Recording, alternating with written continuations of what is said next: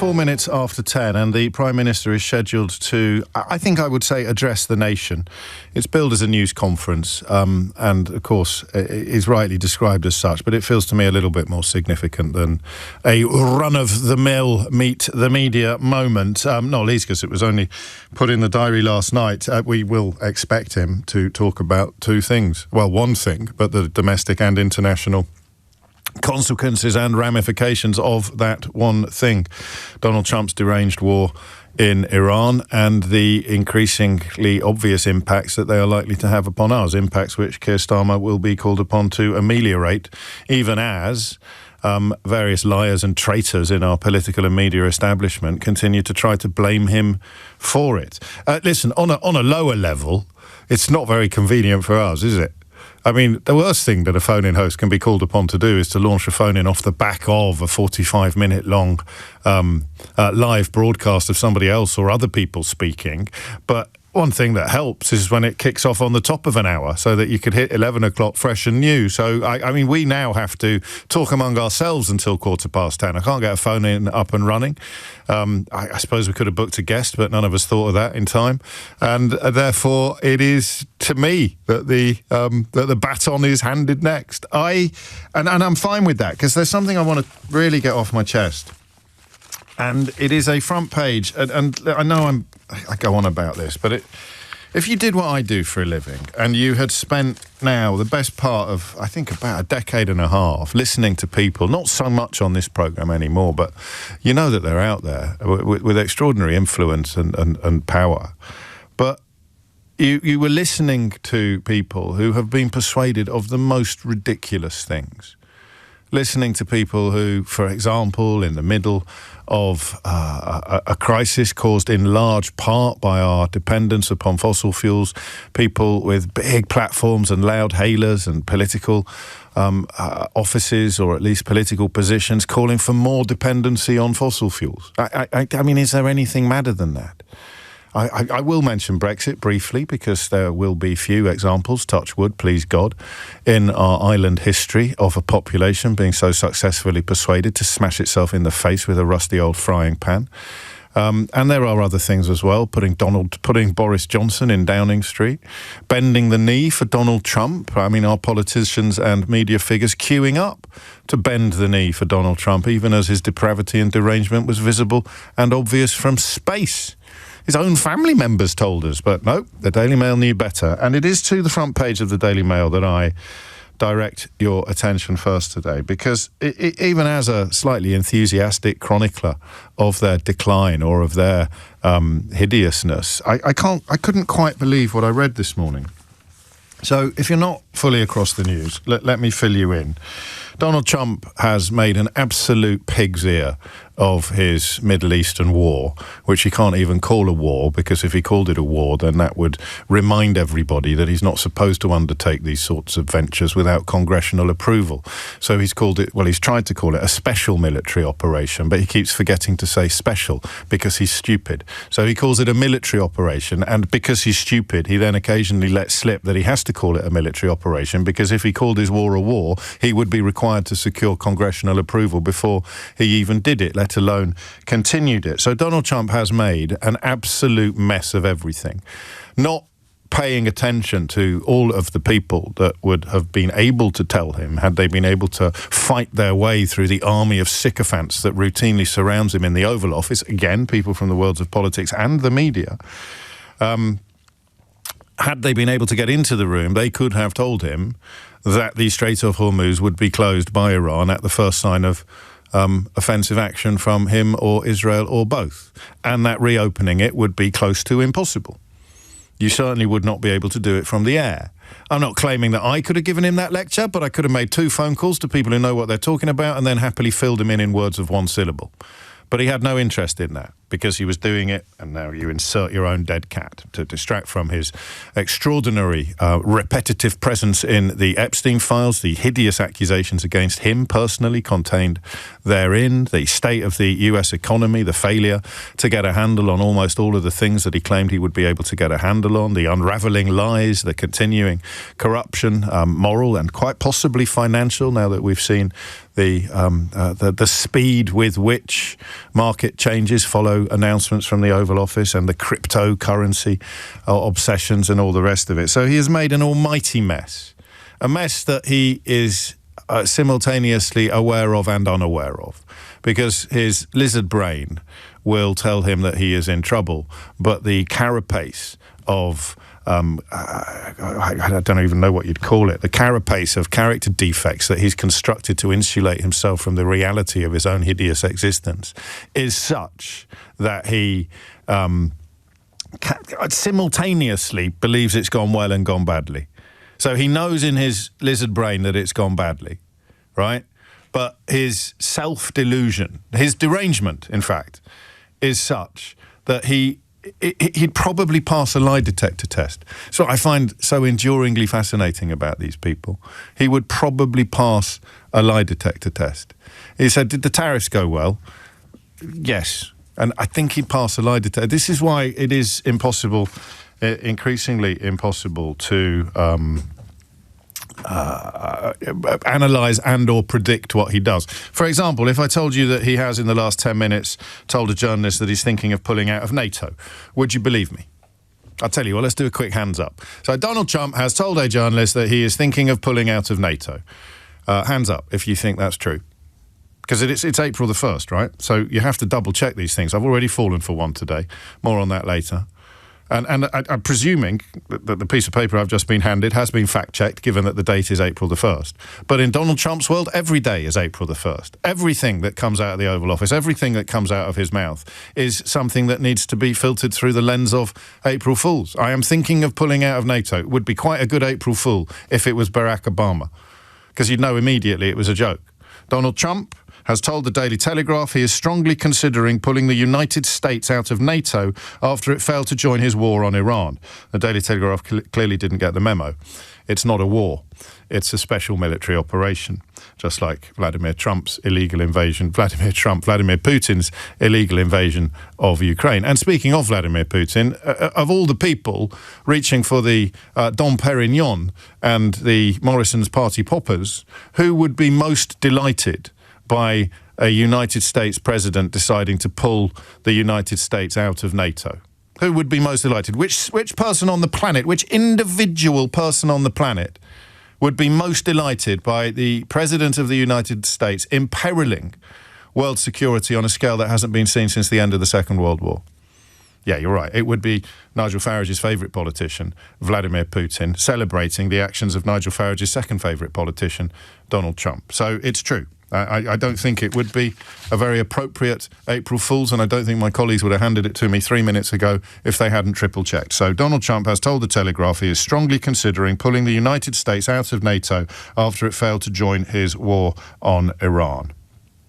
I don't think it'll happen, but you have to report it, and I don't know what else to say in that context. So he has made an almighty mess of this. And he's doing what he always does. There is some... Oh, we're going to cross live to Downing Street. It looks like it's going to start a little early. I think even Keir Starmer was getting bored of my monologue. And peace. It is now clear that the impact of this war will affect the future of our country.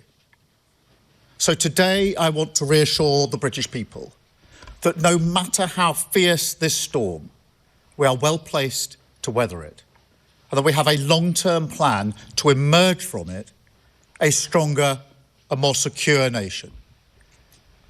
First, let me say once again, this is not our war. We will not be drawn into the conflict. That is not in our national interest. And the most effective way we can support the cost of living in Britain is to push for de-escalation in the Middle East and a reopening of the Strait of Hormuz, which is such a vital route for energy. To that end, we're exploring each and every diplomatic avenue that is available to us. The Foreign Secretary and the Chancellor have met their counterparts in the G7. The Defence Secretary has been in the Middle East speaking to our partners. And the UK has now brought together 35 nations around our statement of intent to push as one for maritime security across the Gulf. And today I can announce that later this week, the Foreign Secretary will host a meeting that brings those nations together for the first time, where we will assess all viable diplomatic and political measures that we can take to restore freedom of navigation, guarantee the safety of trapped ships and seafarers, and resume the movement of vital commodities. Following that meeting, we will also convene our military planners to look at how we can marshal our capabilities and make the Strait accessible and safe after the fighting has stopped. Because I do have to level with people on this. This will not be easy. I spoke with relevant business leaders in shipping, finance, insurance, and energy supply in Downing Street on Monday.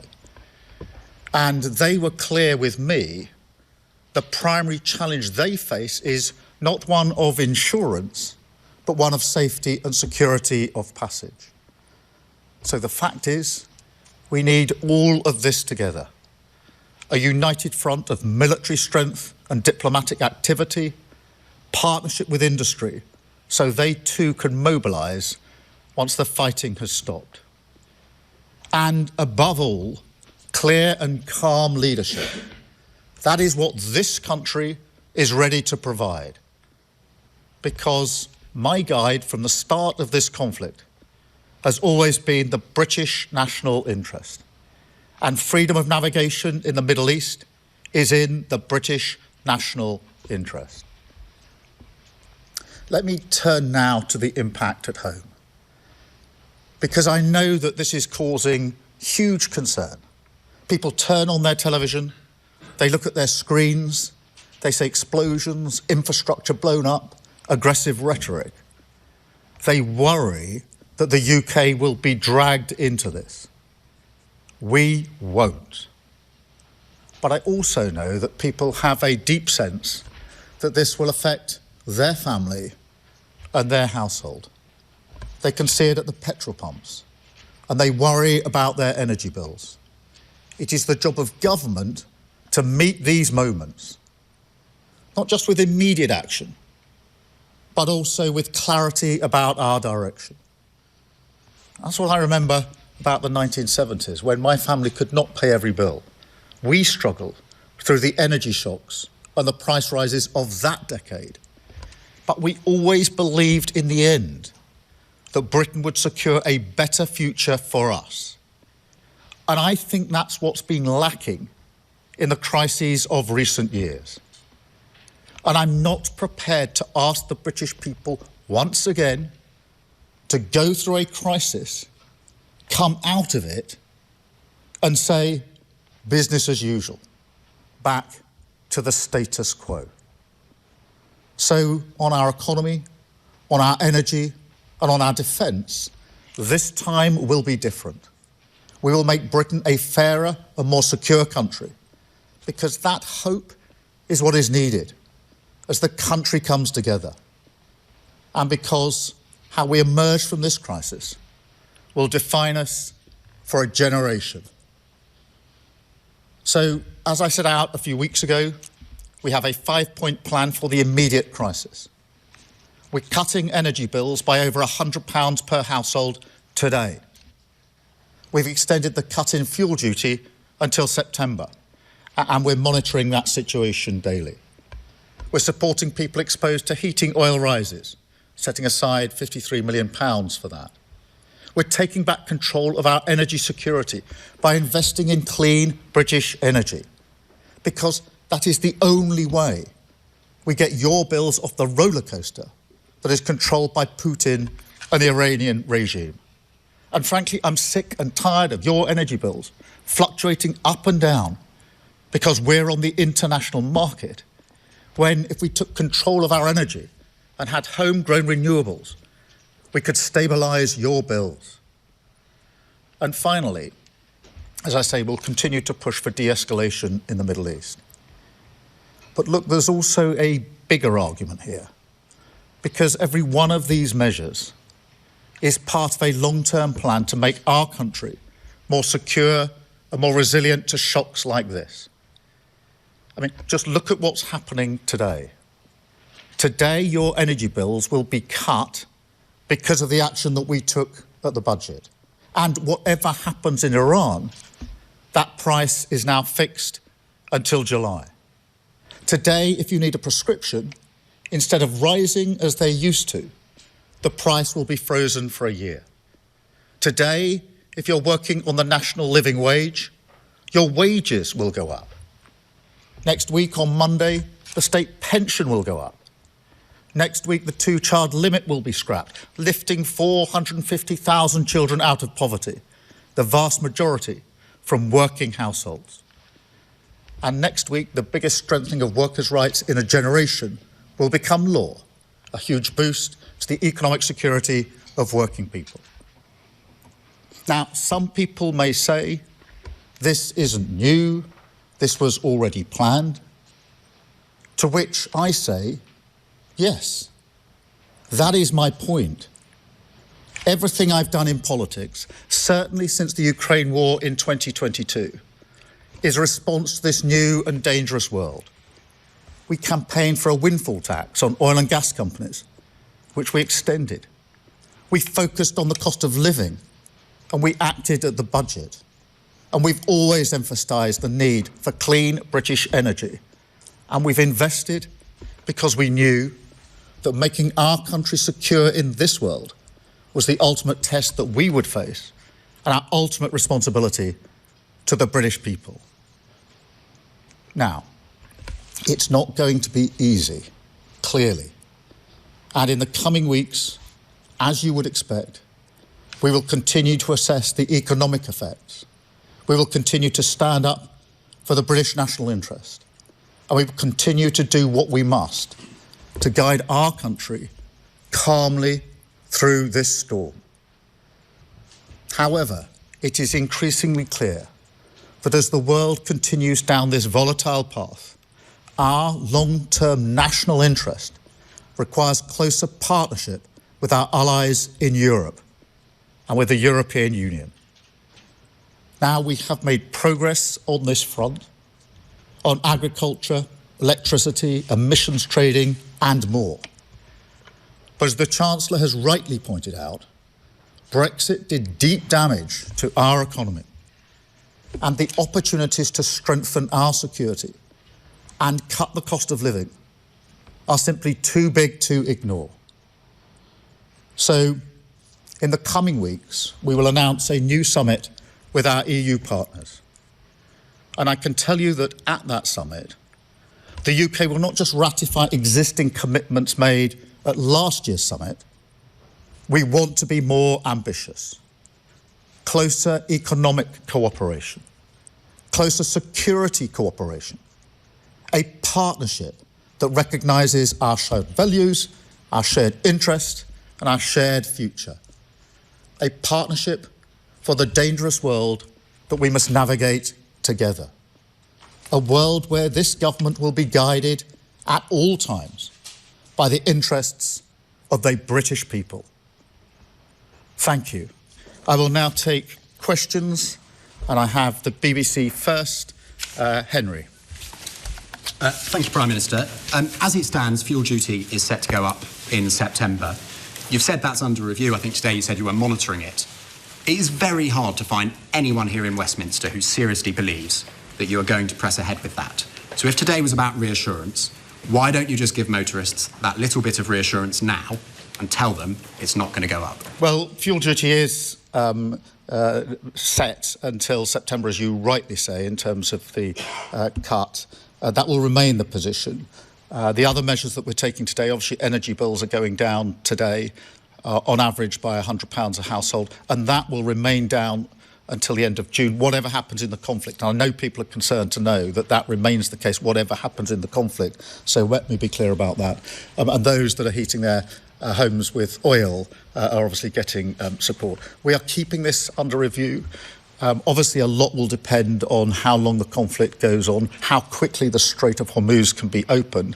And that's why I've made the statement I have today about the next step that we're taking, particularly on the Strait of Hormuz, which will be crucial in terms of what actually happens to energy prices and how long there's a spike in those prices. So that's the action that we're taking today. I've got ITV Harry. Harry. Thank you, Prime Minister. Harry Horton from ITV News. President Trump has said this morning that he's considering pulling the US out of NATO. You've just talked about looking at a new long-term partnership with the EU, including on security. Is this an acknowledgement that Britain's long-term security relationship with the United States is about to change? Well, let me say a number of things in response to that. Firstly, NATO is the single most effective military alliance the world has ever seen. And it has kept us safe for many decades, and we are fully committed to NATO. Secondly, that whatever the pressure on me and others, whatever the noise, I'm going to act in the British national interest in all the decisions that I make. And that's why I've been absolutely clear that this is not our war, and we're not going to get dragged into it. But I'm equally clear that when it comes to defence and security and our economic future, we have to have closer ties with Europe. That's why we had the summit last year. This year, as I've just announced, there'll be a further summit. We will make good on the commitments that we put in place last year, but we will also go further in relation to the alignment. Thank you very much, Harry. I've got Lucy from Sky. Lucy. Thank you. Prime Minister, you're talking here, of course, today about the cost of living. You said yourself, nothing in this speech is new. You've got the Australian Prime Minister earlier talking about slashing tax on petrol and diesel, telling people not to use more than they need. Can you be really clear to people at home listening to this? Should they be looking at changing their behaviours now? Well, in terms of the situation, we're monitoring it carefully. We had a Cobra meeting looking at the ongoing impacts here in Britain yesterday. That is being monitored daily. I had the business sector in on Monday to discuss with them, this was shipping, finance, insurance, to discuss with them mainly how we deal with the Strait of Hormuz, how quickly we can get action there to get the supply open or fully open. And that is what we are doing. They're decisions that we think are right here, and we will continue to do that. But I emphasise, again, it's clear to me that the main determinant now of the impact is going to be how long the conflict goes on, and the question of how quickly we can get safe passage through the Strait of Hormuz. And the two don't necessarily go together. In other words, I don't think it can necessarily be assumed that a de-escalation of the conflict necessarily at the same time brings the full reopening of the Strait of Hormuz, and that's why we're moving to the next level of planning in relation to the Strait of Hormuz. We've been dealing with this for some time, but now we move to the next stage with the Foreign Secretary meeting coming up later this week, the first time we've convened that coalition, if you like, of countries to look at diplomatic means, political means, and then the military planners coming together at a separate meeting to look at capabilities. Thank you very much, Andy. And I should say, Andy, congratulations to your daughter on the gold medal, I think, that she's just got. Thank you very much. Thank you, Prime Minister. Prime Minister, actually following on partly from Lucy's question, I mean, in other parts of the world, there is much more of a sense of leaders preparing their populations to say, this is hard, you may have to do things differently. Yet from your government so far, we've heard behave as normal, even book your summer holidays as normal. Isn't it time maybe to address the British people and say, perhaps we have to start thinking about our behaviour in a different way? Well, a number of points in response to that. Firstly, there are a number of measures we're taking. The direct measures in relation to energy price, the support for oil, fuel duty, the wider measures, most of which come in either today or this week on the cost of living, which are not a response to this particular conflict, but are a response to the fact that the cost of living has been the number one issue in our country for a very long time. And I'm conscious that whatever's going on in the world, whatever's going on in politics, that remains the number one issue. In relation to the situation, we are monitoring it very carefully on a daily basis. And our assessment it looks at supply, looks at the impact on our economy, and we'll keep the measures we've got in place at the moment. I'm absolutely convinced that the most important thing is de-escalation. The most important thing is getting the Strait of Hormuz back fully open, and that's why we're putting a lot of effort into the next stage of that and really pushing forward. And as I've said, we're prepared to take a sort of leadership role in that as the United Kingdom in relation to the Straits of Hormuz. Thank you, Andy. I've got Paul for Channel 4. Paul. Morning, Prime Minister.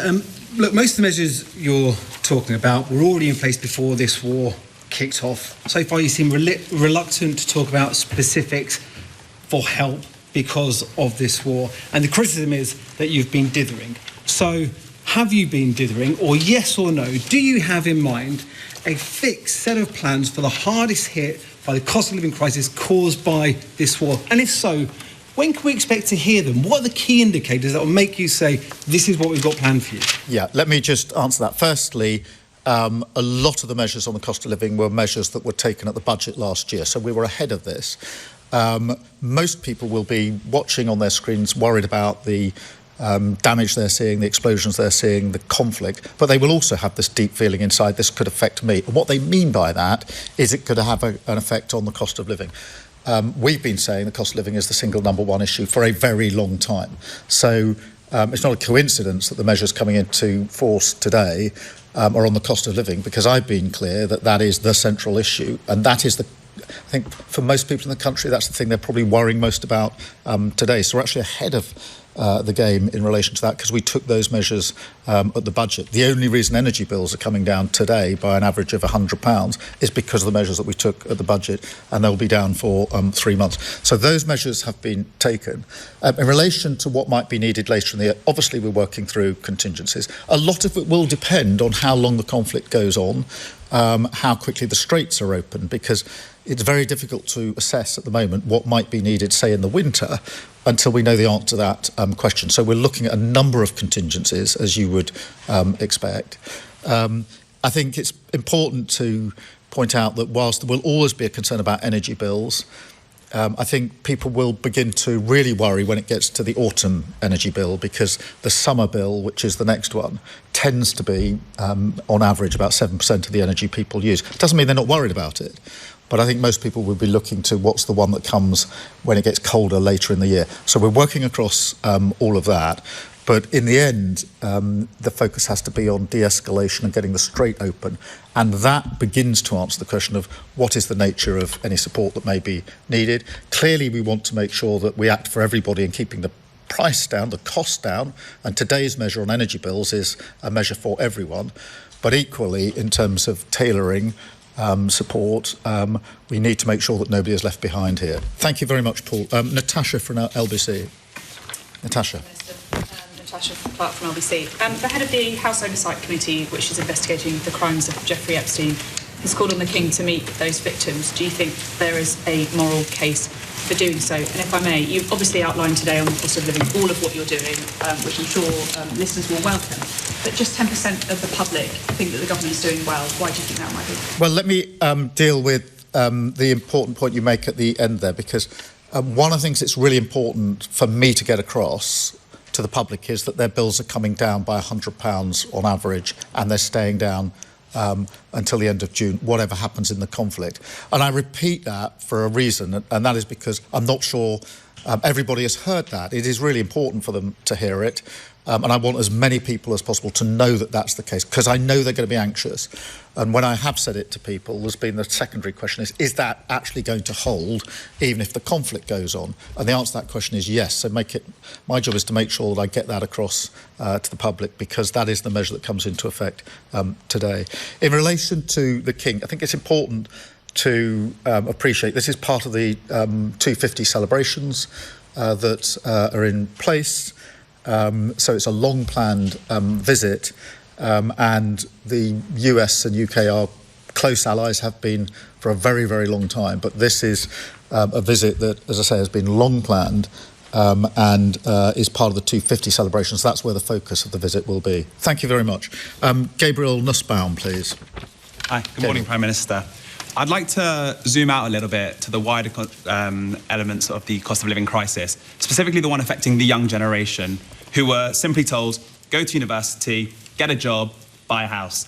We see today houses on average 8 times salary, student loans, very very relevant at the moment. Jobs are either unavailable for young people, or if they are, there's no security.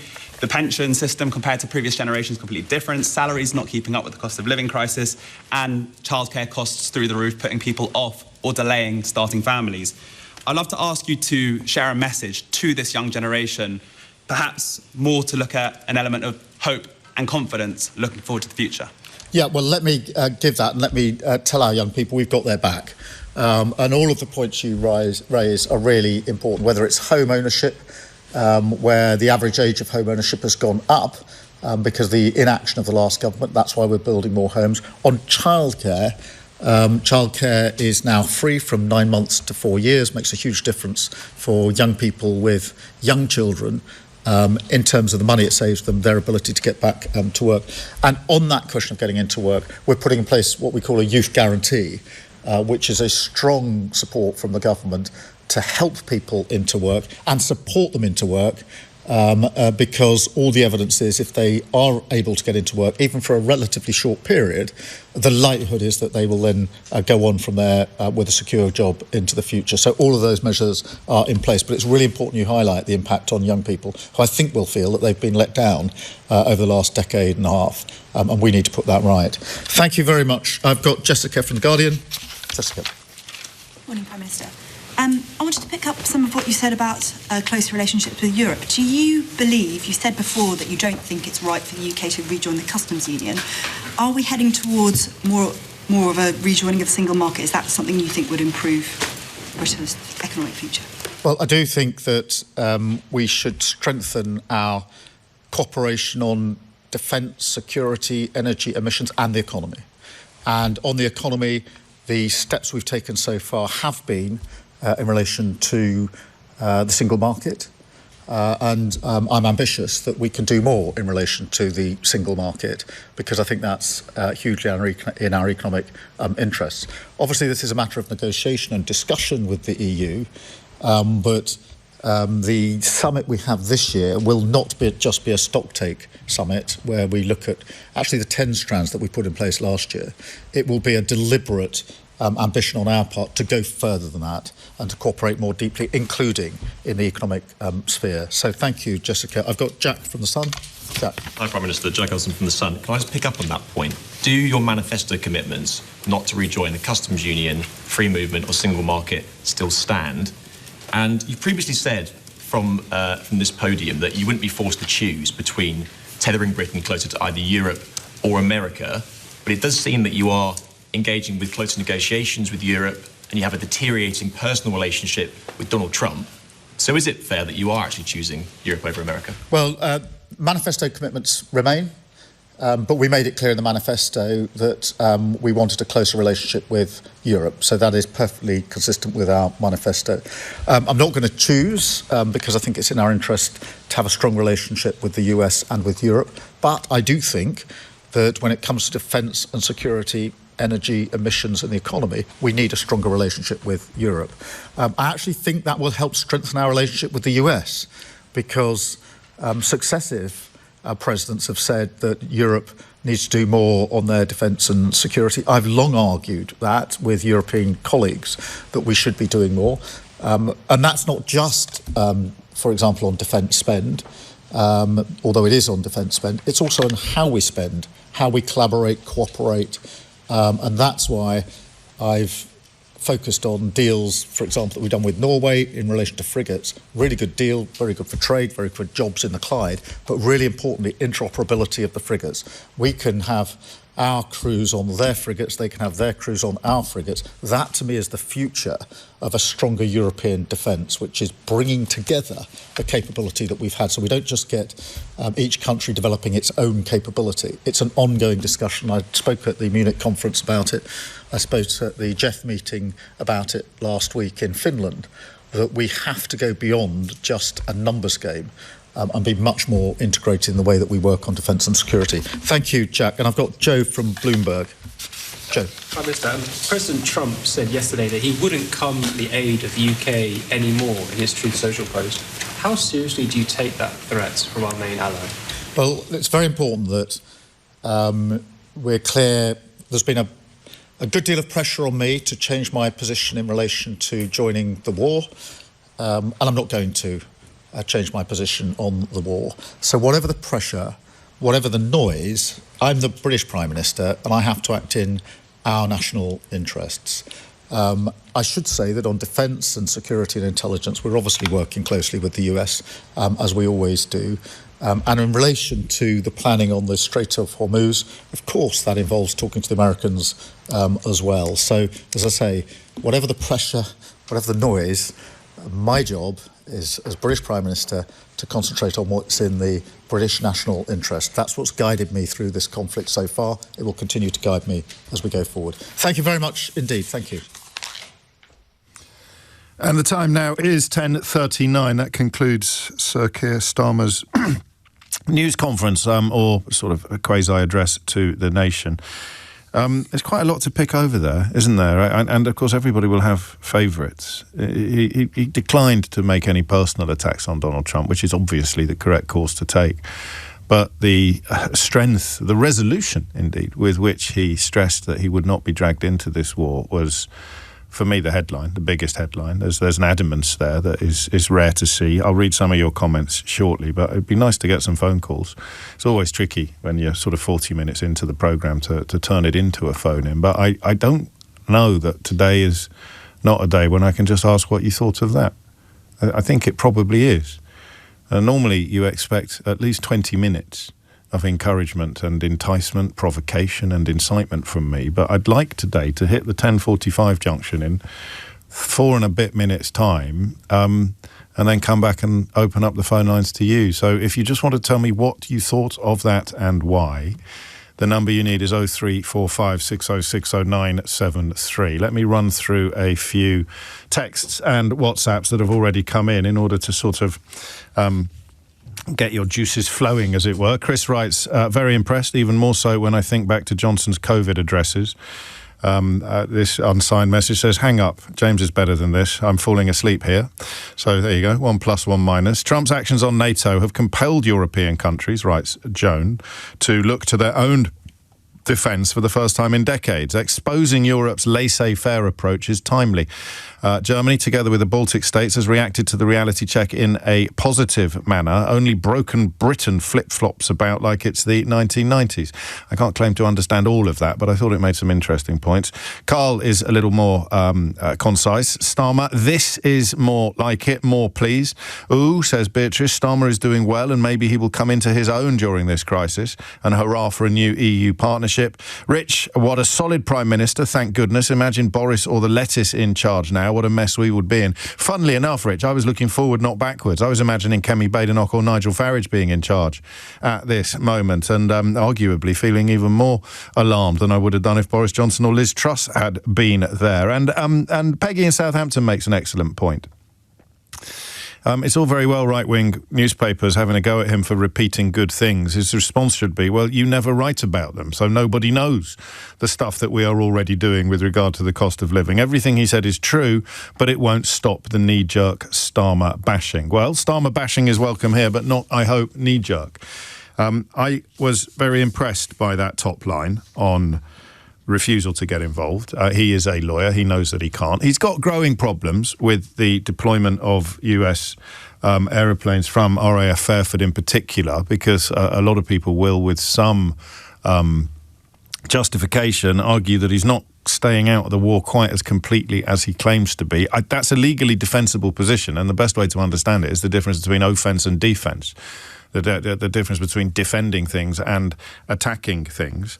But I felt that was huge. You will not be surprised to learn, was delighted to hear him pivot, and I think it is an actual pivot from the sort of finality of Brexit to an admission, the first, I think, most comprehensive admission so far of the obvious and massive damage that he has done.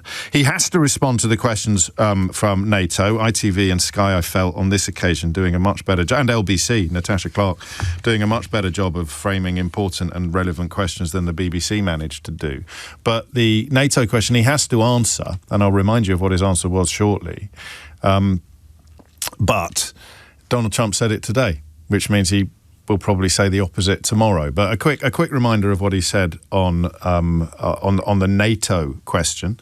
NATO is the single most effective military alliance the world has ever seen, and it has kept us safe for many decades, and we are fully committed to NATO.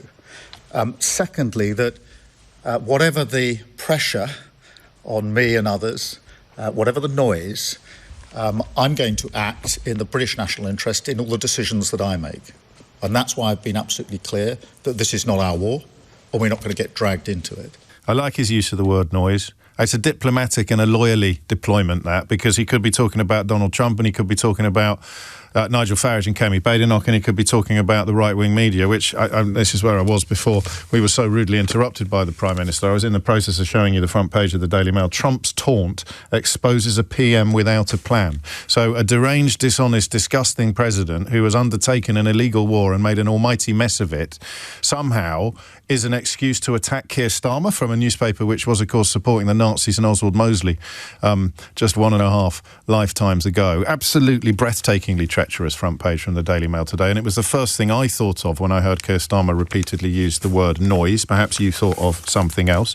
You then have, I think, for me, possibly for you, a slightly overdue description of our relationship or the state of affairs between the United Kingdom and the European Union. As the Chancellor has rightly pointed out, Brexit did deep damage to our economy. Yeah, it sure did. So that was nice to hear as well. That's more sort of road ahead. Then the questions about the behaviour that we should adopt and the changes that we should make to our own conduct. I'm not quite sure whether he could or should have gone further on that, but it struck me as he spoke that we are quite lucky seasonally, you know.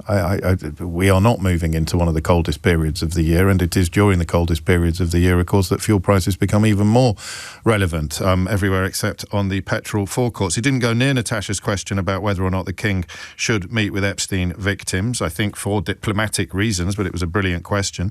Gabriel Nussbaum, who you may not have heard of, is a online financial expert, like a kind of prototype Martin Lewis. And Downing Street, I'm told, are keen to get... He's mostly a TikToker, but he's done TEDx talks. He's an influencer, which is a word that needs to, I think, be stripped of its negative connotations for people of my age and generation, because he will be reaching more people than the editor of the Daily Mail can dream of on a daily basis. But his question was interesting. I mean, he did take a step back and offer the Prime Minister an opportunity to paint a slightly more positive picture of the future for younger people. And then The Guardian came back to the EU, as did The Sun, and Bloomberg went in on the NATO question again with regards to Donald Trump's latest verbal belches. So I would probably call that reassuring at least and impressive at most. But it leaves all sorts of questions hanging, right? It leaves, most obviously, the question hanging of what this safe passage through the Strait of Hormuz would look like, or rather, we might know what it would look like, but how would it be achieved? And then, of course, the question of de-escalation, in which our role is probably less obvious and less significant than it would be in the re-establishment of safe passage through the Strait of Hormuz. But you've just heard the Prime Minister talking for 40 minutes, and I would like you to tell me now what you thought of it, okay? And if you don't, I've got loads more. 0345 6060973 is the number that you need. A very important speech at a very important moment in his premiership and for this country. How do you think he met the moment? James O'Brien on LBC. 10:51 is the time. And again, April Fool's Day, I need to warn you in advance. So, if I told you the Daily Mail has already gone with the headline, PM declares war on Brexit, would you say April Fools, or would you say, yeah, mad people are gonna do mad things? PM declares war on Brexit as an immediate knee-jerk response to what you just heard from a Prime Minister explaining the perilous state of the world and highlighting or outlining up to a point the measures or the task, the mission in front of him. Did you miss anything? Was there anything you felt he should have said that he didn't? Dee has been in touch to say he didn't answer any questions. I disagree with you there, but you don't provide any examples of the questions that he hasn't answered. Albanese, the Australian Prime Minister, has made a few, as one questioner alluded to, suggestions about how people might adjust their own conduct, talking about, for example, using public transport more to conserve fuel supplies for those who don't have the option to use public transport. If you're hitting the road, don't take more fuel than you need. Just fill up like you normally would. Think of others in your community, people in the bush and in critical industries. Switch to catching the train or the bus or the tram. I mean, sometimes he's damned if he does and damned if he doesn't. So you could say Keir Starmer should have made more substantive suggestions about what people can do, and then you would have headlines tomorrow saying Prime Minister says catch a bus to ameliorate impacts of war. War on motorists probably would be part of it. And that, I felt, was a really sad question from the BBC, the opening question from the BBC about the price of petrol next September. I really pulling into the sort of right-wing media line on this, as if all of the outlets that were desperate for war and hideously rude about Keir Starmer's decision not to join it are now trying to claim that he's somehow responsible for the price of petrol. But there may well be things you feel he should have said that he didn't say. So I want your overviews and your critiques, whether positive or negative, of what is actually quite a moment, even if it doesn't always feel like that. Oh, here's a phrase that currently warms the cockles of my heart. Ash in Northampton is on the line. Now, if you don't know Ash, he's provided us with by far the best analysis of the situation in the Strait of Hormuz, particularly with reference to mines, than I've heard anywhere else on the UK media. Such is the nature of this programme that he rings us. We don't ring him. But he's moved on from his Mystery Hour days into contributions of extraordinary quality, not least because he's a former Merchant Navy chief officer who has subsequently moved into training up future generations of Merchant Navy officers. And it is very much an issue of naval and mercantile business that defines the Strait of Hormuz. Ash, I don't even need to ask you a question. I'll just hand you the floor and you just talk about why you've rung in today. Okay, thank you, James. I didn't want to ring in today, but there's two things that Starmer said in that speech that were kind of throwaway, which everyone needs to pay attention to. He talked about insurance and he talked about safety and the trade-off between the two. The last time we were talking about that in any serious sense was, let's take the Falklands War, where merchant vessels were commandeered to take troops down. What happened was the government created a new category. Well, it wasn't it's always been there, but they activated the category of war risk insurance, where the ship's crew, the ship hull, etc., was all underwritten by the government. So they put up the money to do it. The disastrous consequence of that was the Atlantic conveyor, which was hit and sunk, which, huge tragedy with some loss of life. Yes. Now, what we're discussing, the reason this is important, you mentioned those 35 countries are all going to sit down. If they're going to activate the war risk insurance, those 35 countries will then underwrite the hulls and the cargo. What that doesn't do is that doesn't take into account the safety factor. Merchant seafarers under international law are perfectly entitled to refuse to sail if they believe it is unsafe. Their lives are more important than the ship and the cargo under maritime regulations. In the terms of hierarchy, it's safety of life, safety of marine property, and then protection of the environment in that order. And that's the way we're taught to think.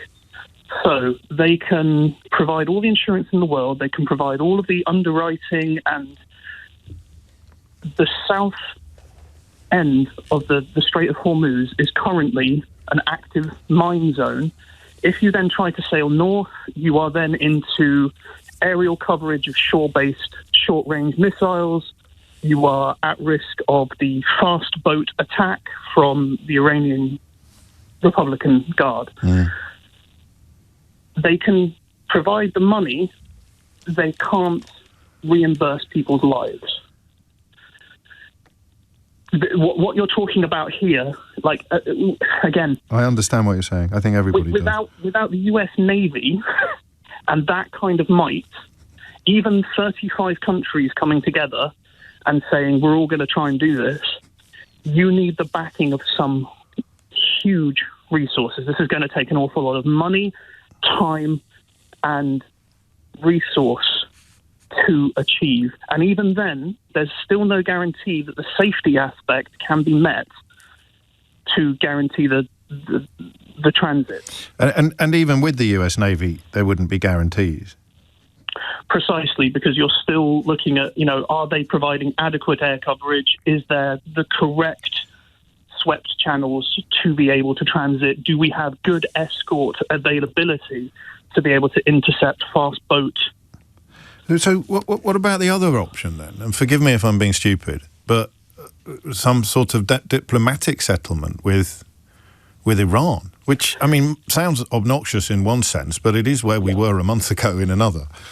Yeah, well, it's interesting. I went back and read the terms of the Iran nuclear deal. Yes. What they've done is they've now effectively set up a toll booth in the ocean, which was something that they were pretty much prohibited from doing under those terms. This is the agreement that Barack Obama's administration negotiated and that Donald Trump set fire to during his first administration. Correct. Yeah. And part of it was freedom of navigation, and it was a small clause, but it was mentioned. That's gone now. The Iranians have no reason not to try and exert their will. I believe they passed a law a couple of days ago, actually, about charging people for the use of the strait. Yeah, they did. Now, that's not enforceable under international law. They even posted a slightly comical meme about it as well, showing sort of great sums of cash pouring into Iranian coffers. Now, that's not enforceable under international law, but it's a bargaining chip. It's a way for them to, if anyone ever does come to the table, this is our position, you meet us somewhere in the middle. It's actually a very smart strategic move on their part. Something they've wanted to do for a long time. Yeah, and something they couldn't have done under the terms of the deal that Donald Trump destroyed. No. So, I genuinely empathise with Starmer on this. Like, it is a huge, huge problem in terms of logistics, maritime capability, freedom of navigation. And the only way, diplomatic solution is fine if you discount the fact that you're also having to deal with a loose cannon on the deck, which is Donald Trump. Who knows what he's going to do tomorrow? So even if the 35 countries that Starmer was talking about were to further decouple from the US and Israeli war, then the existence of Donald Trump and, to a lesser extent, Benjamin Netanyahu would potentially imperil any resolution or settlement that was reached by the rest of the world, I'm going to say, cautiously. Correct. And he spends his entire time sounding off about potentially leaving NATO, potentially pulling out of the UN, etc., etc.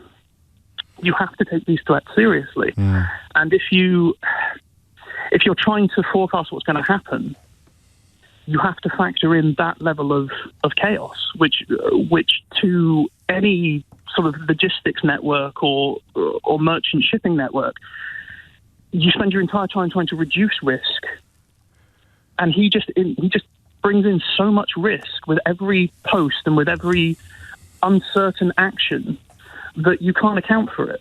And I don't know what those 35 countries can do outside of creating a UN resolution, creating a NATO resolution, and enforcing it by naval means. It's the only way to guarantee the safety, regardless of the insurance underwriting that any government wishes to take. What would that mean, Ash? Forgive me for not knowing already. So how would that resolution be enacted? If Iran were to breach it, what would follow? Can we use the euphemism wider regional conflict again? Okay. So Iran would be made to understand that if they didn't reopen the Strait of Hormuz, then all bets are off. Well, or, if they interfere with the reopening of the southern end, which could be done by task force. Yep. So ignoring their territorial waters, ignoring their influence, and just going after the southern end and reopening that. Do not interfere with it under pain of X. Did you feel that Starmer, and obviously he can't go into the sort of granular detail that you have, but did you feel that he was cognizant of the bigger picture from the way that he spoke? Because sometimes we attack politicians for caution when caution is actually what we need. And also an absence of, I mean, this is why many people are invoking the ghost of Boris Johnson and thanking their gods that he's nowhere near the levers of power at the moment, because the last thing you want to hear is sort of gung-ho sabre-rattling when, A, there are so many moving parts, and B, as you've made clear, almost all of them could detonate an explosion. Yes, I think he did quite well. Right. He mentioned 3 different states of government, the Foreign Office, the Defence Office, and, the diplomatic side of it. It's not going to be solved by sending a warship and sabre-rattling. Similarly, it's not going to be only solved by diplomatic resolution. It is a very... We joke often that Trump's playing 4D chess. This is 4-dimensional chess with the stakes being pretty much the global economy. Yeah. Just finally, because I'm late for the news, but that's a testament to the quality of your contribution, for which I'm grateful. And I'd recommend the thread that Ash has shared on Blue Sky this morning, and the link to the much bigger article on LinkedIn that's there as well. You can follow him on there. I won't say your surname on the radio, but if you follow me on Blue Sky, you'll be able to find it very easily, because I linked to it earlier today. Just in conclusion, and to clarify, you don't see, because I think of the unpredictability of Trump and the bellicose nature of Netanyahu, you don't see this being ended by treaty, as in treaty among a cooperative treaty rather than an ultimatum type treaty. I thought that was a good question. I see it being ended by exclusionary treaty. Go on. Which, I don't know if that's a thing, I'm not a lawyer, but no. Excluding other actors and only dealing with those 35 countries. Yeah, that's it. So I'm reading your mind. So that would involve further decoupling from the United States and Israel and signing a deal with Iran in conjunction with 34 actual allies that would involve a reopening of the Strait of Hormuz, with obviously the insurance industry, the merchant navy, the maritime industry, keeping very, very close eyes on the madness of Trump and Netanyahu. Precisely, and possibly leaving the door open to 2028. Yeah, reopening the negotiations with, hopefully someone who is less volatile. Yeah.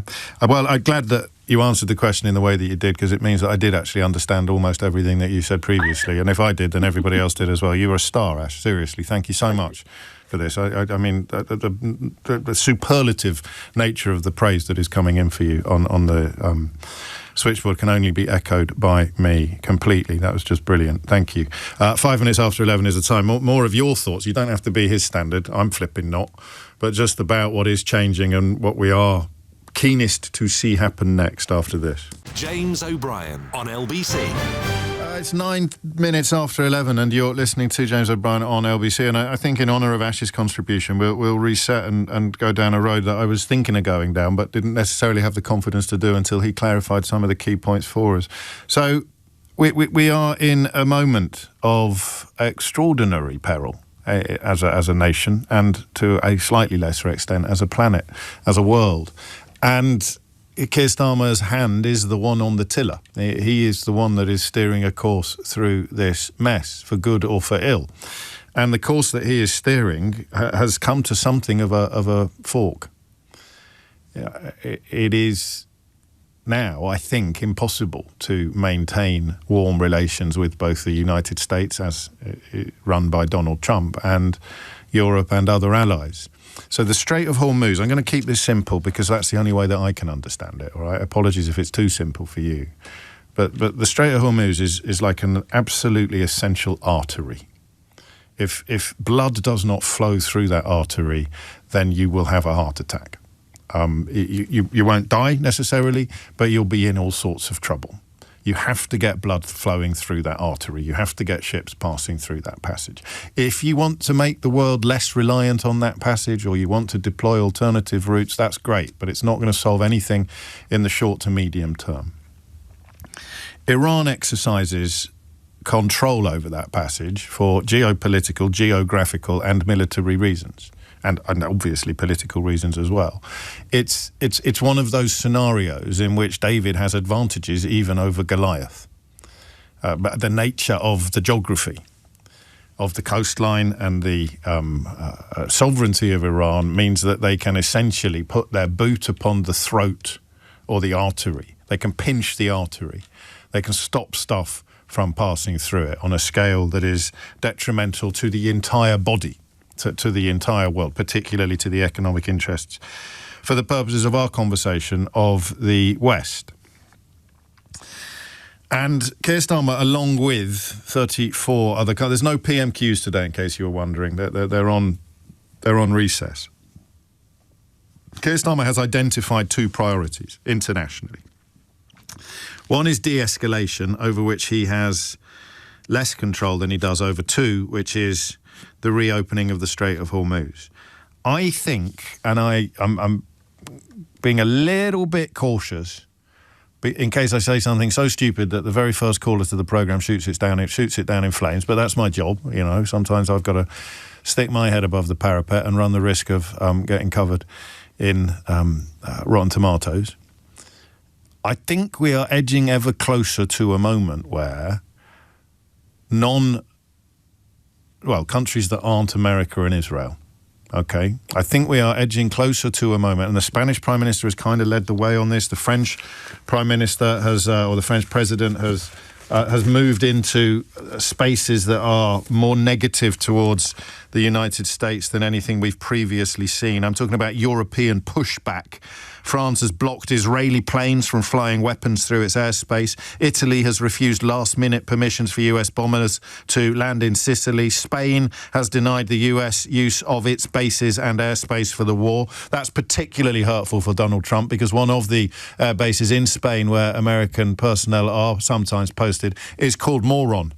So that must be very, very close to Donald Trump's heart, that airbase. He probably thinks they've named it after him, just as he keeps naming things in the United States after himself. But it is different for the United Kingdom because US flags fly at places like Mildenhall and Fairford. They are sort of bases under joint command, or even, I think, and you'll know better than this, under US command. So you can't draw a full path. There are two crucial distinctions to be made before we talk about the tightrope that Keir Starmer is trying to walk.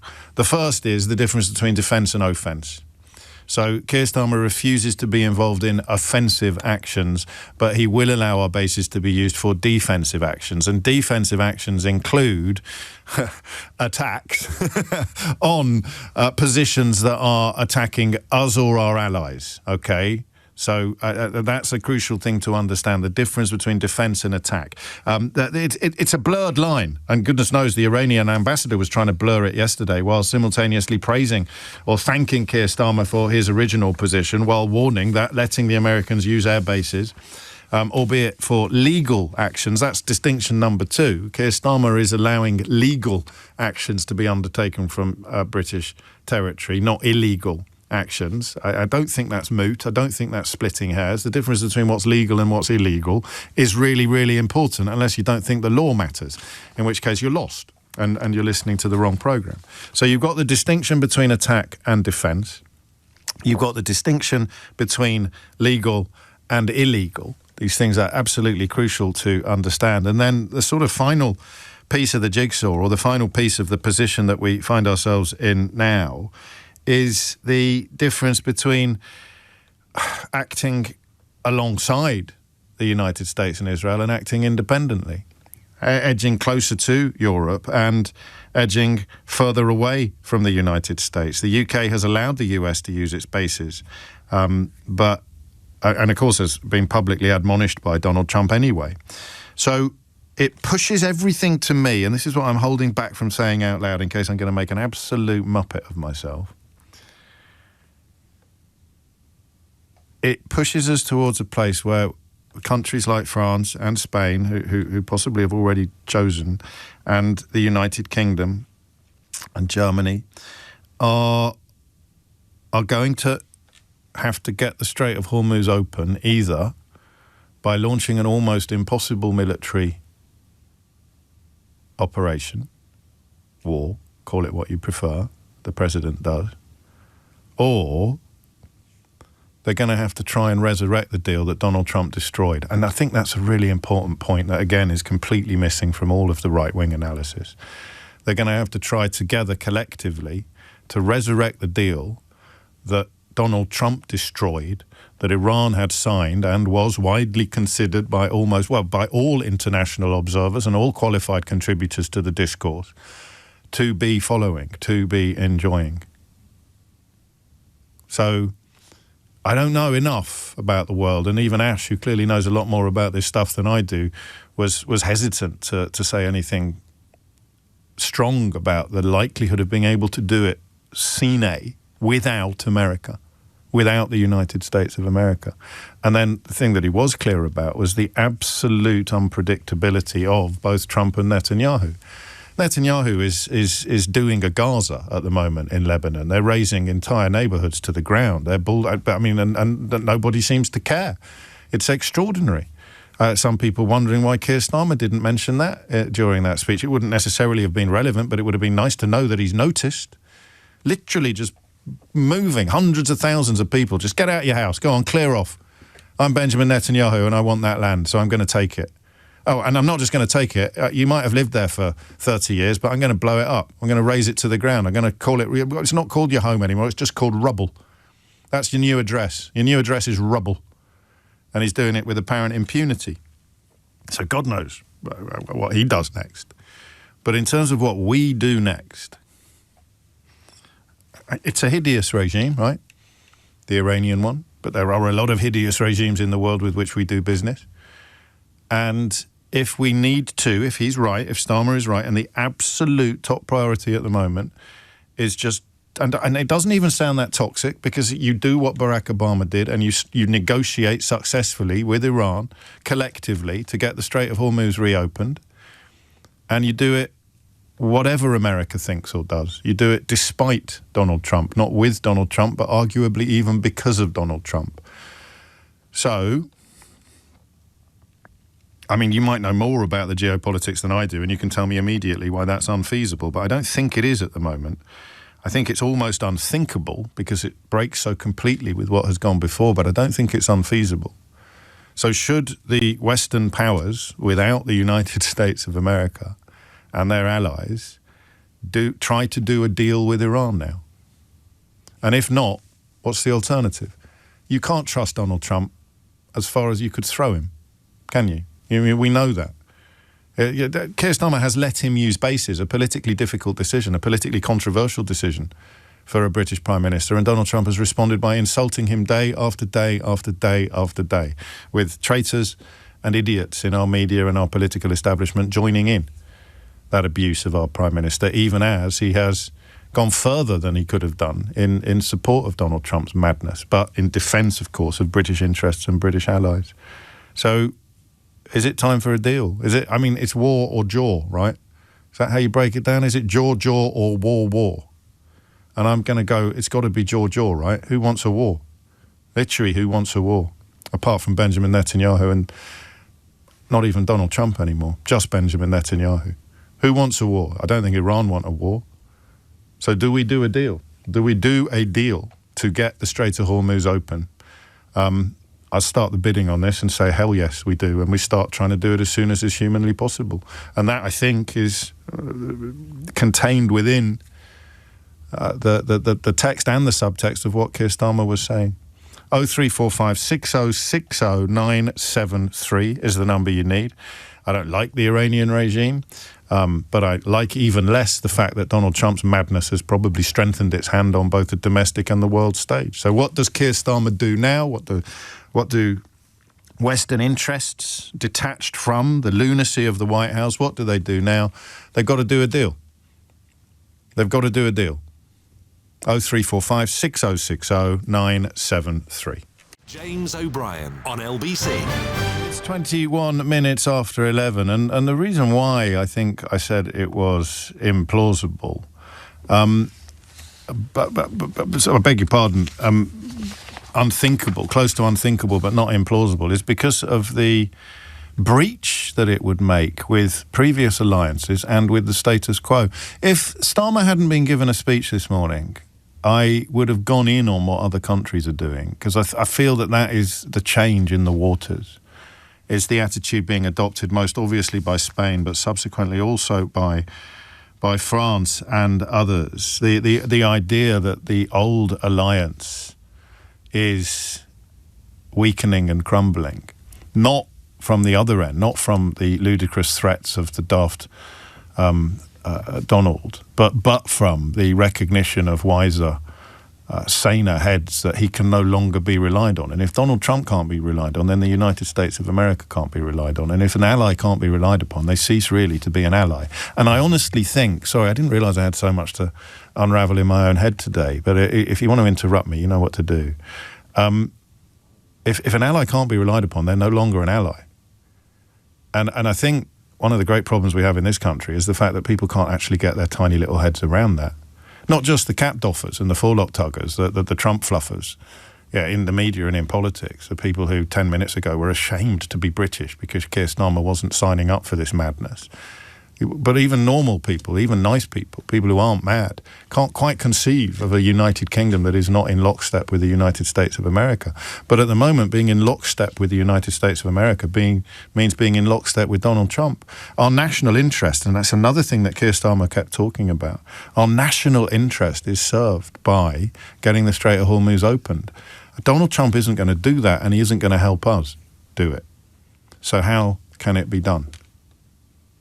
And I mean, if you think you can answer that question, 03456060973. If you can't, and I'm not sure anybody can really, except perhaps Ash in Northampton, then it becomes this: do we try and negotiate our way to this, or do we try and bomb our way to it? And I think that's close to a no-brainer, isn't it? 24 minutes after 11 is the time. 03456060973 is the number you need.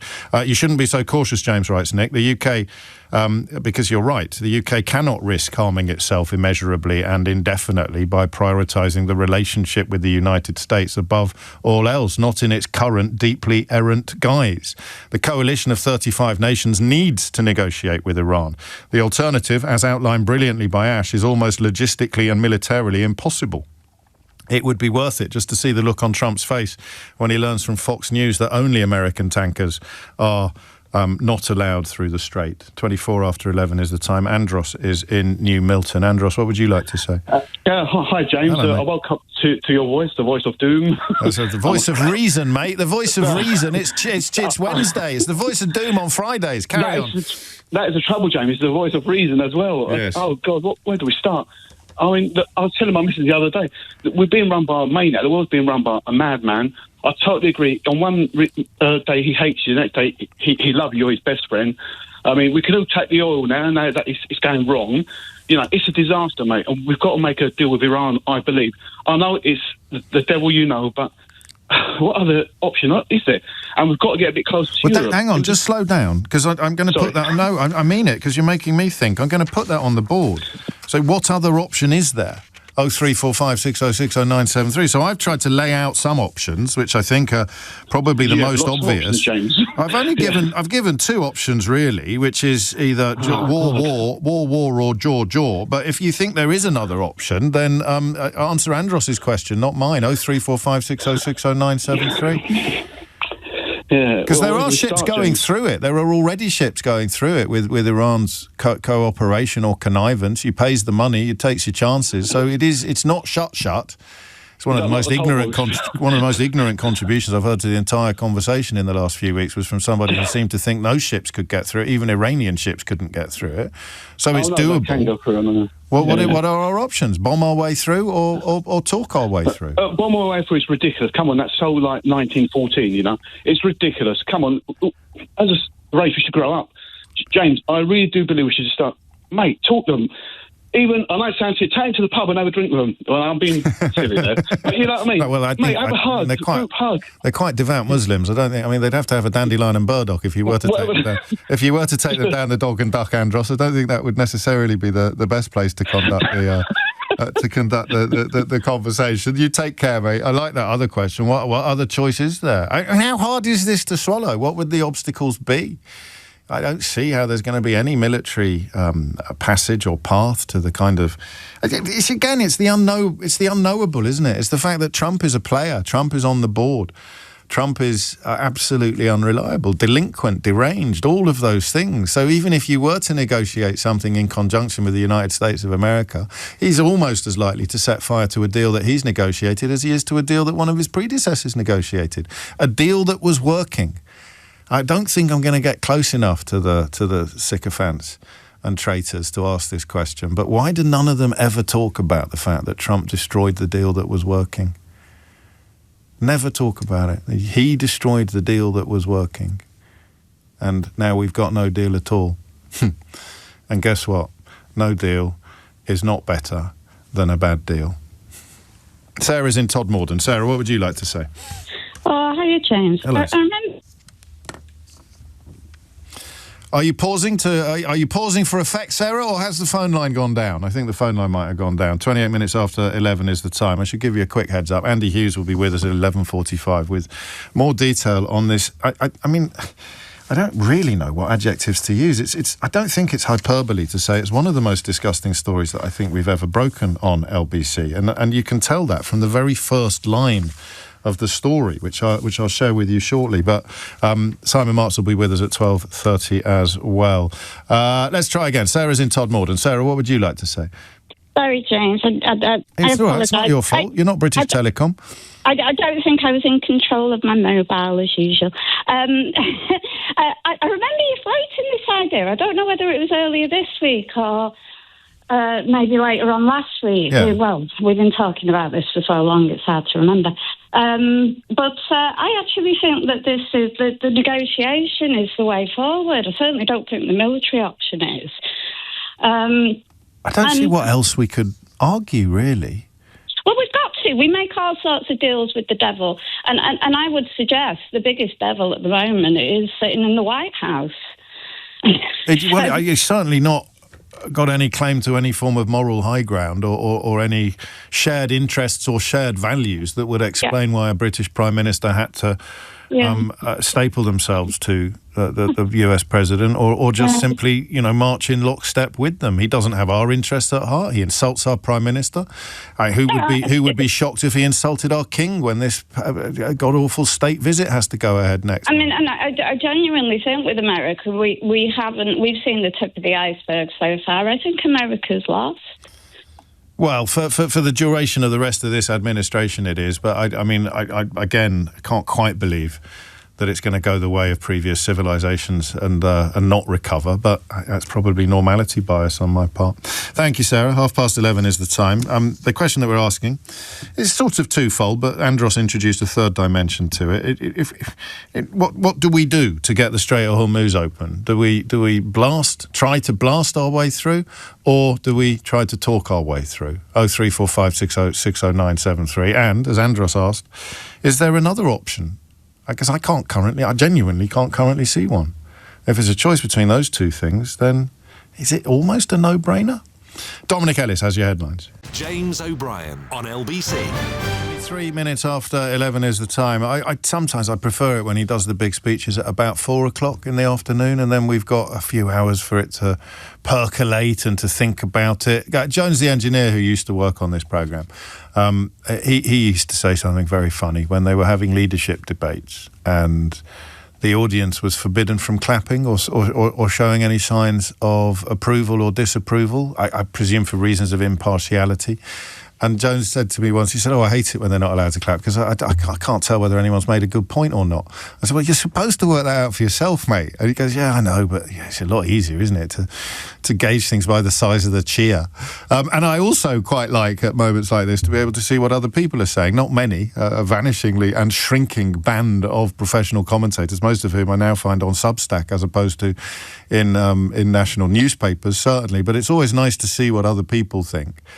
Before necessarily filtering through and arriving at your own conclusions. But, as I see it, we are distilling things down to a fairly straight choice for Keir Starmer. Does he continue to ally himself, however loosely, with the United States of America and, of course, with Benjamin Netanyahu's Israel, which is currently doing another Gaza, this time in Lebanon?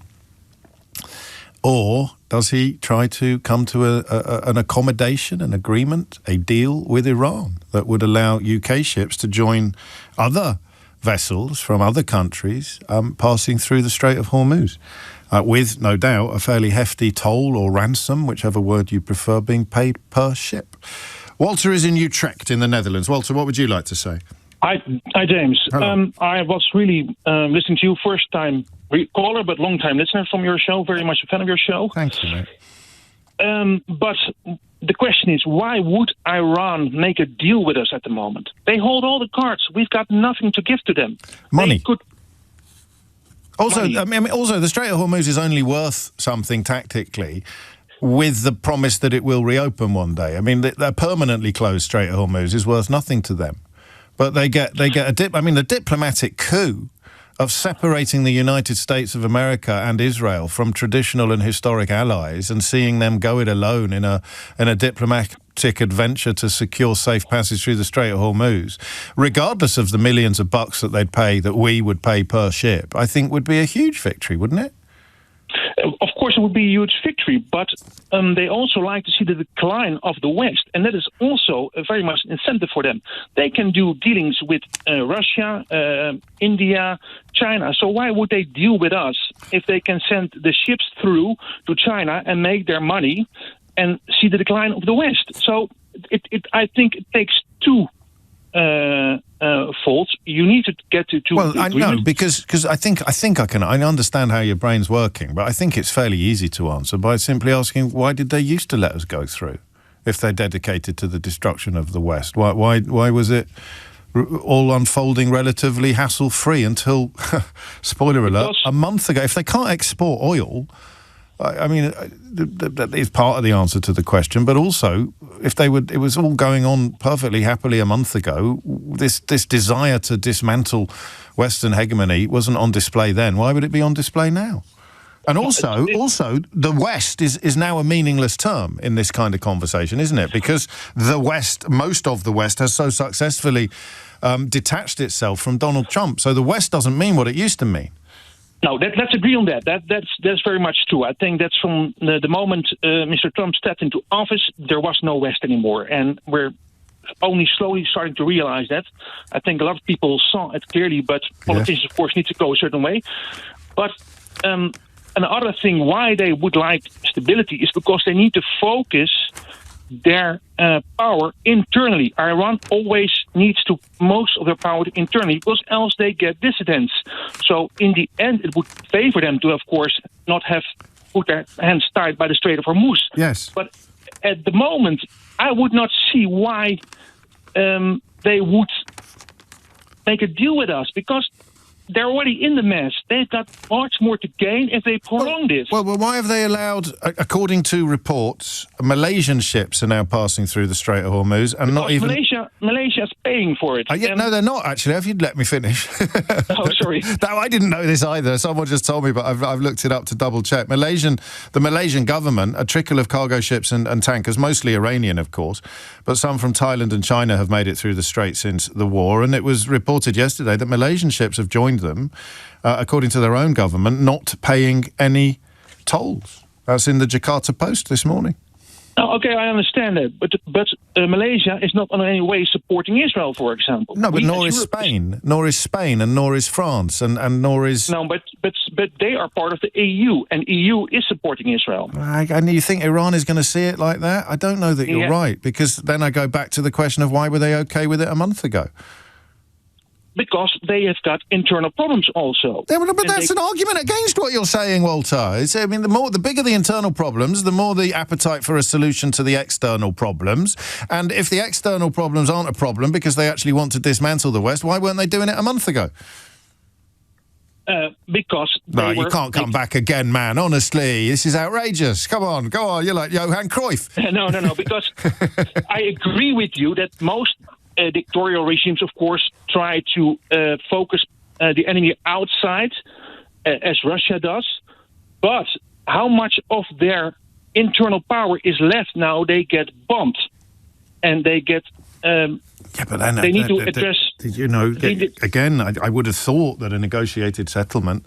It changes everything because, of course, the notion of US or Israel deployments in an area where their former and possibly still current allies are doing their thing it becomes even more ridiculous, becomes even more dangerous. I mean, listen, I shouldn't be dismissive because we are discussing a vacuum. This is what Donald Trump has created, an area where both precedent, tradition and the old world order no longer apply. And as you say, Walter, I'm not sure everybody has fully grasped just how complete that breach is.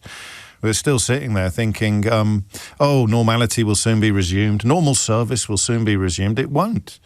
It doesn't matter whether he's telling the truth or not. The simple fact that Donald Trump publicly contemplates the possibility of leaving NATO, the simple fact that he publicly contemplates it is a game changer the likes of which we have not seen in the post-war period. I don't think he'd be able to without congressional approval, and he wouldn't be able to get congressional approval, but it doesn't matter because he is saying to allies, screw you. And allies don't know how to respond to that, or at least they didn't. And I wonder whether signs from Spain, signs from France, and signs even increasingly from Keir Starmer suggest that they are shaping up to say that. Steve's in Caterham. Thank you, Walter. I look forward to your second call to the programme. Steve's in Caterham. Steve, what would you like to say? Good morning, James. I'm just wondering about the bases that Americans are using of ours. Yeah. At all. Yeah. And how Iraq is ever likely to say Iran do a deal with us to let our oil through, or whatever, while we're still anything to do with America's attacks. Yes, I think this is a really important point. You know what I mean? Yes, I do. I think it's the biggest fly in the ointment that I'm trying to apply to the body politic this morning. Not least because of what the Iranian ambassador said yesterday, which I had in front of me about 20 minutes ago, but I can't find now. So what we've got in Fairford is more B-52H Stratofortress bombers coming into this country in preparation for deployment as part of Operation Epic Failure.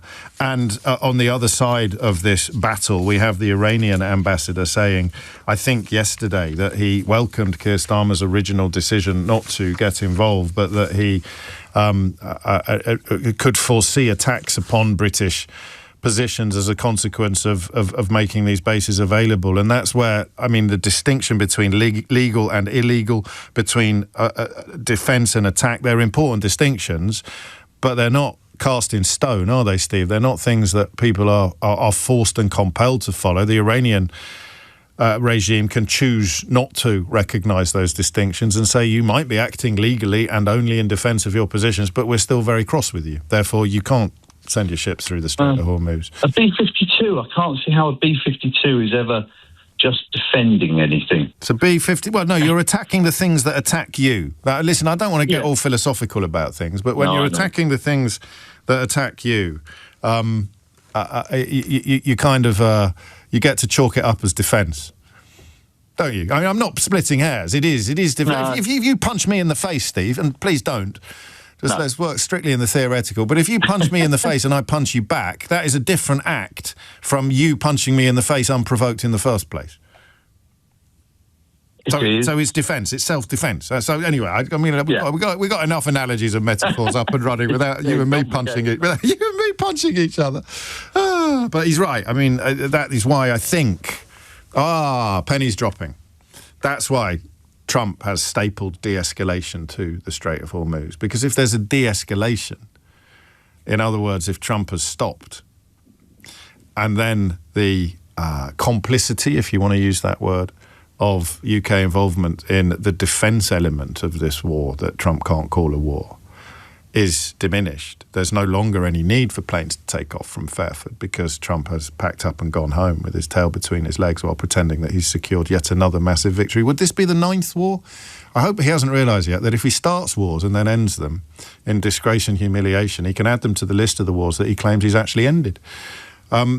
But if that were to happen, then we wouldn't be on the hook that Steve describes when it comes to negotiating safe passage through the Strait of Hormuz. I want more calls on this, but I also want to draw your attention next to an extraordinary and rather horrible story that our crime correspondent Andy Hughes has broken exclusively on LBC this morning. So be prepared for that. 12:30, Simon Marks will be here. He's in the country, so he'll be here in the flesh, which is always a particular pleasure. But I'm still, I think, minded to wrestle with the questions that we've been asking since Keir Starmer finished his speech, with a possible side order of state visit. But that's up to you, to be honest. If you want to have a side order of a state visit, if you don't feel that the conversation about the Strait of Hormuz and the reopening thereof is sufficiently nutritious or substantive, then we'll throw a bit of state visit in as well, like a kind of conversational side salad. James O'Brien on LBC. It is 12 minutes to 12, and you are listening to James O'Brien on LBC. If you know any sort of racist grifters who pretend to care about Christian values, then do let them know that the Pope has joined all of the voices calling for Donald Trump to cease his madness in Iran, urging him to look for an off-ramp, which is an odd phrase for a pope to use, but of course he's an American pope, which is easy to forget, isn't it? More on that, no doubt, a little later in the programme, or a little later today on LBC. I'm going to issue what is correctly known as a trigger warning. That's something else that has been denuded and diminished by idiots pretending not to understand what it means. It means that we're about to talk about something that is potentially very traumatic, particularly if you have been a victim of sexual abuse, because of all the stories that LBC has broken while I have been sitting behind this microphone, this is among the grimmest. And I'm going to read you the first line of Andy Hughes' report up on the LBC website at the moment, and you'll understand why I am just once again cautioning you that we're about to discuss events that are truly, truly hideous. And here's the first line of Andy's story. A 15-year-old girl was brutally sexually abused over several hours by 2 ex-soldiers at an illegal care home in County Durham.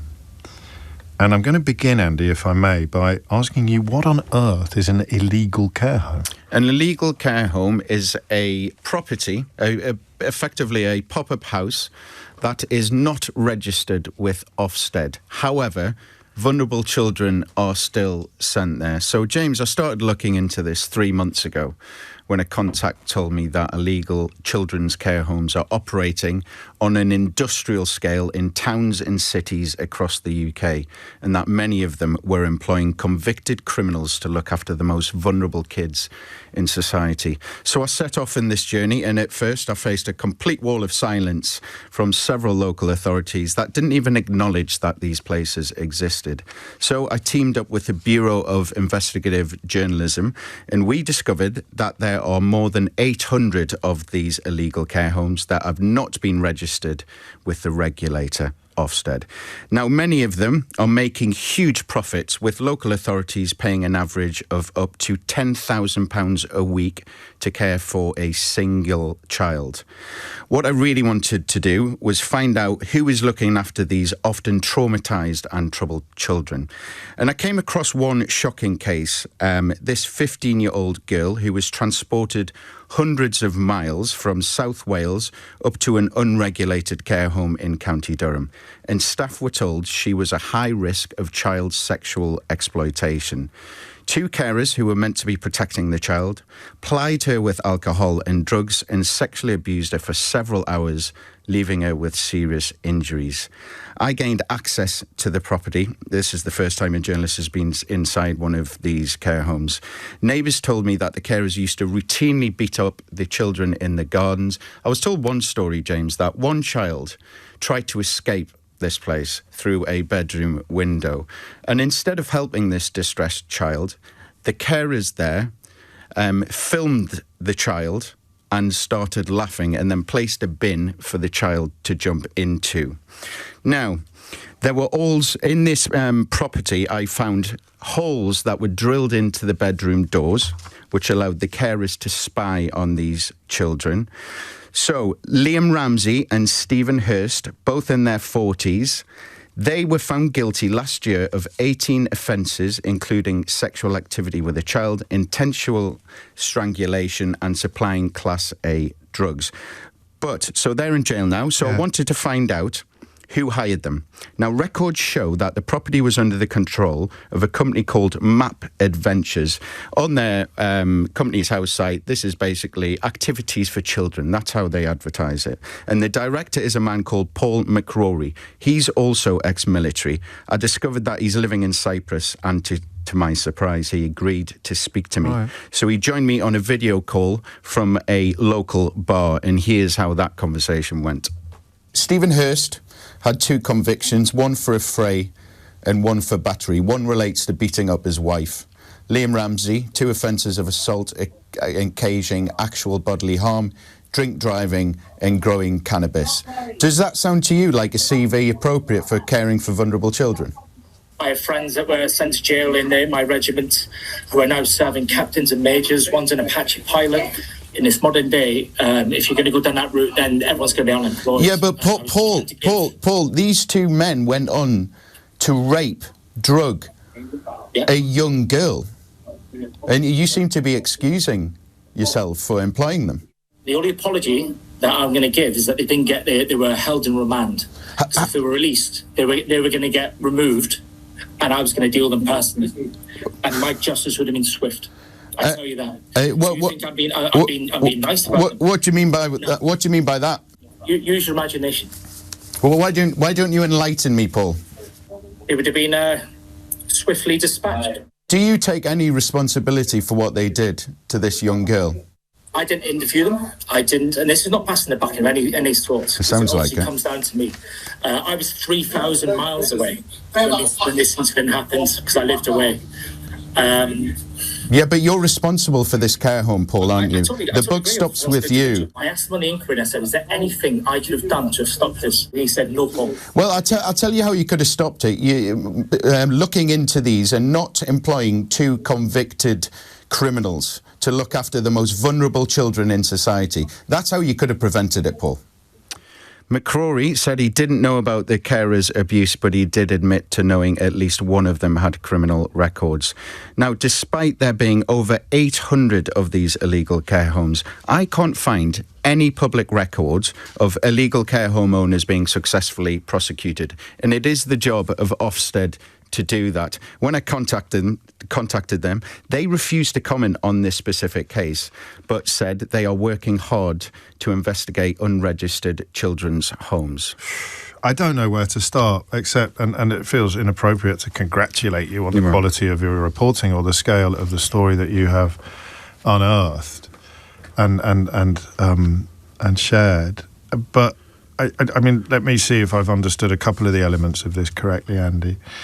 Councils have a tragic number of young people in need of housing, and the system is unfit for purpose. Correct. And therefore, if I were to claim that I have got a home and to contact the council, they would send me children without asking questions that should have been asked, without checking that I'm licensed, they're so desperate to find somewhere to put these poor children that they don't do the due diligence that we'd expect everyone to do? Clearly not. In many of these cases, there is a legal loophole which allows councils to send vulnerable children to 28 days.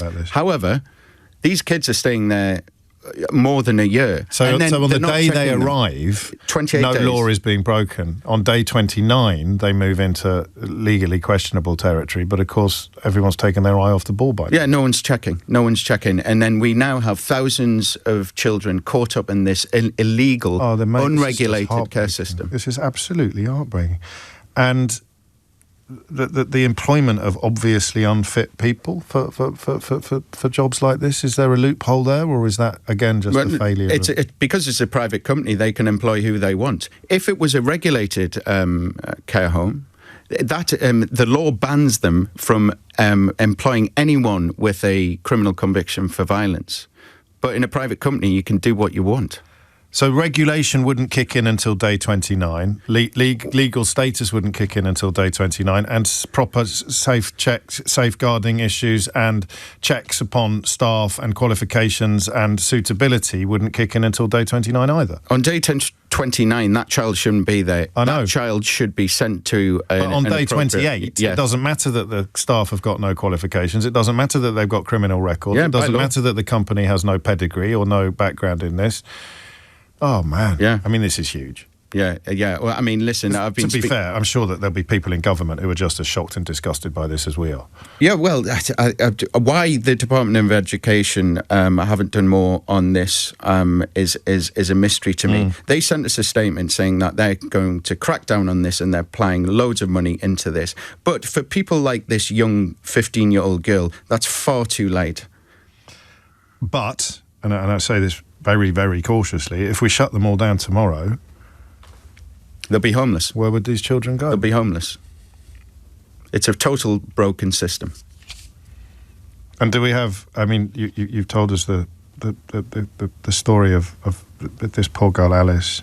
Do we have any reason to suspect that that there may be other victims of abuse as opposed to simply victims of a broken system? Yes, I've been told that there have been several incidents where young children have been abused in these unregulated care homes. And I hope to bring you more on this story in the future. This is the first of, I hope, many stories on this issue. Well, in pursuit of resolution and justice, good. But obviously, in the knowledge that it's going to involve similarly harrowing territory, not good at all.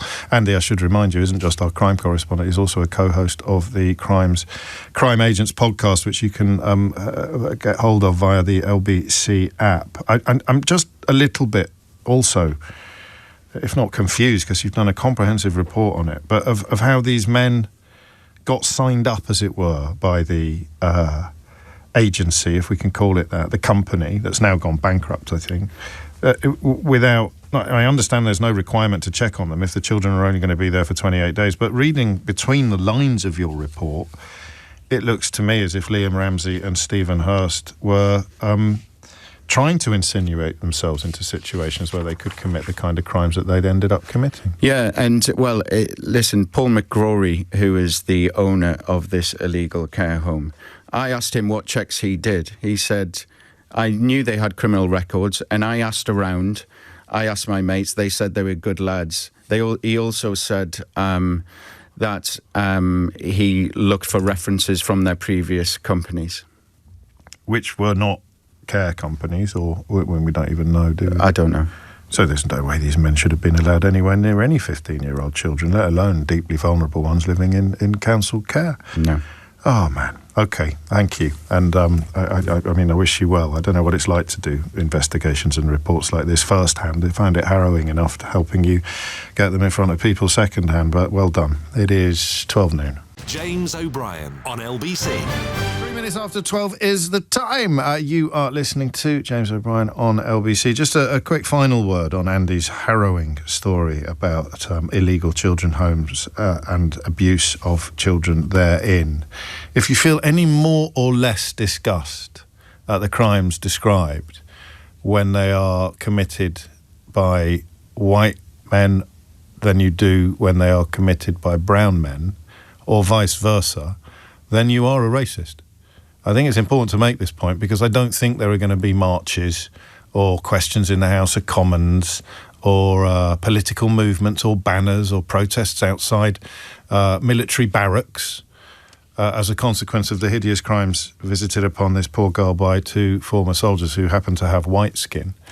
But if you feel more disgusted when similar crimes are committed by men who have brown skin, let's not beat about the bush here. That is because you are a racist. And just because you're getting permission to be racist from all sorts of figures in this country at the moment who used to give the impression that they knew better, doesn't change the fact that you are. These people are scum.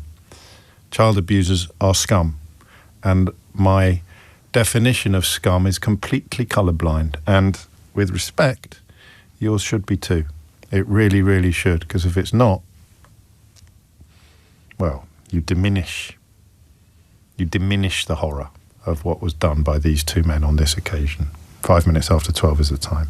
I would like to find a way back into that, possibly with Andy's help or something. It doesn't lend itself immediately to radio phone-in territory, but the world of unregulated care homes strikes me as something that we might be able to shine a light into together. If you've got any ideas about how we might achieve that, do get in touch.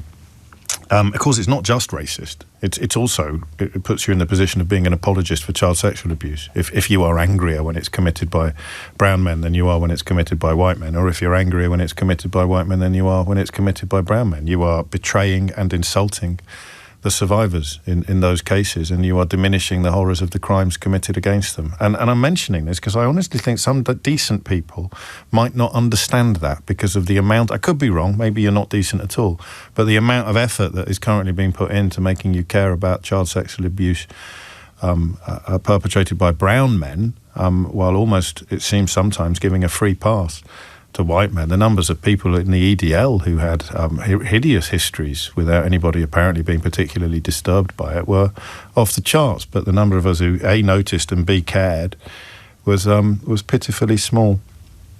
So, 6 minutes after 12 is the time. We come back to the overarching question of whether or not the reopening of the Strait of Hormuz is something that should now be sought by Western powers, detached from, uncoupled from the United States of America and Benjamin Netanyahu's Israel, by negotiation and diplomacy as opposed to by war. And Donald Trump encouraging the United Kingdom and others to break the law yesterday. International law, just as he has almost certainly done, just as Benjamin Netanyahu has done. But I don't know quite how that would work, whether or not it would. I mean, it's not even feasible. We'd need some sort of European army. And you know what all the racist and Vladimir Putin apologists used to say about a European army. I don't know whether they still do or not, because they've all gone quite quiet this week, given the reality of the war in Iran that they were in favour of has begun to settle. So that's question number one. Question number two is going to be about the King's visit, which is a slightly more nuanced question in a way, because there is quite a lot going on there that I will remind you of shortly. But let's begin by refreshing our memories of what Keir Starmer said on the subject of the Strait of Hormuz and the priorities with which he is currently wrestling. The most effective way we can support the cost of living in Britain is to push for de-escalation in the Middle East and a reopening of the Strait of Hormuz, which is such a vital route for energy. To that end, we're exploring each and every diplomatic avenue that is available to us. The Foreign Secretary and the Chancellor have met their counterparts in the G7. The Defence Secretary has been in the Middle East speaking to our partners. And the UK has now brought together 35 nations around our statement of intent to push as one for maritime security across the Gulf. And today I can announce that later this week, the Foreign Secretary will host a meeting that brings those nations together for the first time, where we will assess all viable diplomatic and political measures that we can take to restore freedom of navigation, guarantee the safety of trapped ships and seafarers, and resume the movement of vital commodities. Following that meeting, we will also convene our military planners to look at how we can marshal our capabilities and make the Strait accessible and safe after the fighting has stopped. Because I do have to level with people on this. This will not be easy. Indeed it won't. 9 minutes after 12. I suppose we could have added to the list of questions the one about how do you get the Strait of Hormuz opened, but you'd have to have got up very early this morning to have a crack at that. So is it through diplomacy or through war? I don't think anyone's going to claim it should be through war. I really don't. I mean, it seems an absurd and an impossible task. I don't know how plausible diplomacy is, but it has to be ultimately plausible, doesn't it? Because it can't stay shut forever. So when it gets reopened, it's either because the Iranian regime has been bombed into oblivion and obliteration by Donald Trump, which seems pretty close to impossible, despite the fact that he claims it's already happened, or it is achieved through talking. So if you want to answer that question, you know what to do. The other element of this, which I think is a bit easier to dig into, I think I've got did I get a prediction wrong? Did I say to you on the radio that I didn't think King Charles would go to America for the celebrations of the 250th anniversary? I think I suggested to you that he would, I think I may have used the rather unregal phrase, pull a sickie. I think I may have suggested that King Charles would pull a royal sickie, that given his health concerns at the moment, he would, or his court, his people would claim that he wasn't actually up to making the trip at this time and looked forward to reacquainting himself with the President and the First Lady at some point in the immediate and hopefully quick, soon, nearby future, that the palace would announce that there was a medical rationale for not making the trip, and everybody would simultaneously believe it and not quite believe it, and Donald Trump wouldn't be able to take grave offence because the King's health issues are well documented, and the King wouldn't be exposed to the humiliation of visiting the court of Mad King Donald, and everybody would therefore be happy. So I don't know what happens behind the scenes, I'll tell you why I giggled in a moment, because I've just noticed the time. In fact, I'll tell you now, I just noticed the time. It's 11 minutes after 12 on a Wednesday, which means there is no PM Qs, which is why James has just texted to say, Kemi is having a blinder today. It's our best performance in years. I don't know what goes on behind the scenes, but if Keir Starmer wanted the King to go to the United States of America, and the King didn't want to go to the United States of America, I'm pretty sure that the King would go to the United States of America. The palace can make representations and it can make arguments, but the very simple equation is that the King does what His Majesty's government tells him to do. It's one of the really strange quirks of our unwritten constitution, in that the King is the head of state and the government is nominally his, but he's also a diplomatic tool. He is also required to do what the government wants him to do, has been since the times of Charles II, really, but it's, of course, evolved and escalated in more recent centuries.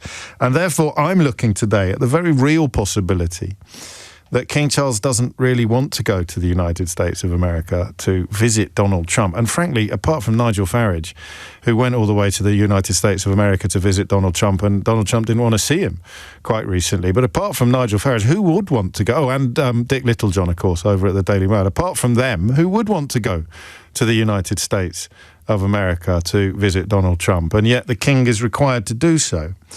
And part of the reason why he is required to do so is because it's the 250th anniversary of American independence. Now, I'm probably being a bit dense, but as a Brit, why are we celebrating that? Surely we should be mourning the loss of a jewel in our colonial crown. I mean, imagine if we were still hoovering up all the revenues of American taxation and living high on the hog over in Blighty with our sort of colonial outpost of the United States of America being used essentially as a sort of cash crop. Why would the King celebrate the independence of the United States of America? They said that the Queen Mary, I think it was Queen Mary, but don't ask me which one, or indeed how many Queen Marys there have been. I've told you before and I'll tell you again, I studied medieval European history, so ask me anything you want about Charlemagne, but I'm not that good on, and I can do divorced, beheaded, died, divorced, beheaded, survived, but I can't remember which Queen Mary it was. There's only been one Queen Mary, hasn't there? Well, no, there was William and Mary, and there was Bloody Mary. I think it was Bloody Mary who died, they said, with Calais on her heart. Have you heard that phrase? She died with Calais on her heart. I think we lost Calais during her reign. And she was very, very sad and cross about it. And yet now we're being asked to believe that an English monarch is going to be helping to celebrate the 250th anniversary of essentially losing a war. But that's not the point, is it? The bridges between the United States and the United Kingdom remain strong. And rather long, actually, unless you're speaking metaphorically. And the king is, I think, required to go. So I want to make it not about him, necessarily, although you can express sympathy or lack of sympathy for him, as you please. I want to make it about the government. I mean, I'm fascinated by this question of breach and what Starmer should do to better recognise the changing nature of the relationship, the changing nature of the White House. This struck me as quite a good opportunity as the president continues to insult our prime minister in deeply inappropriate and often quite personal ways with the connivance of our traitorous right-wing media and political establishment. This struck me as quite a good way for him to push back against the president of the United States diplomatically and simply say, well, no, of course we can't have a state visit to a man that is routinely and vilely insulting us. He kind of got asked about the question. Natasha was actually asking him a little bit more specifically about whether or not the king should meet Epstein victims, which has been suggested by one of their lawyers. But this is what the Prime Minister had to say about the looming state visit. In relation to the king, I think it's important to appreciate this is part of the 250 celebrations that are in place. So it's a long-planned visit.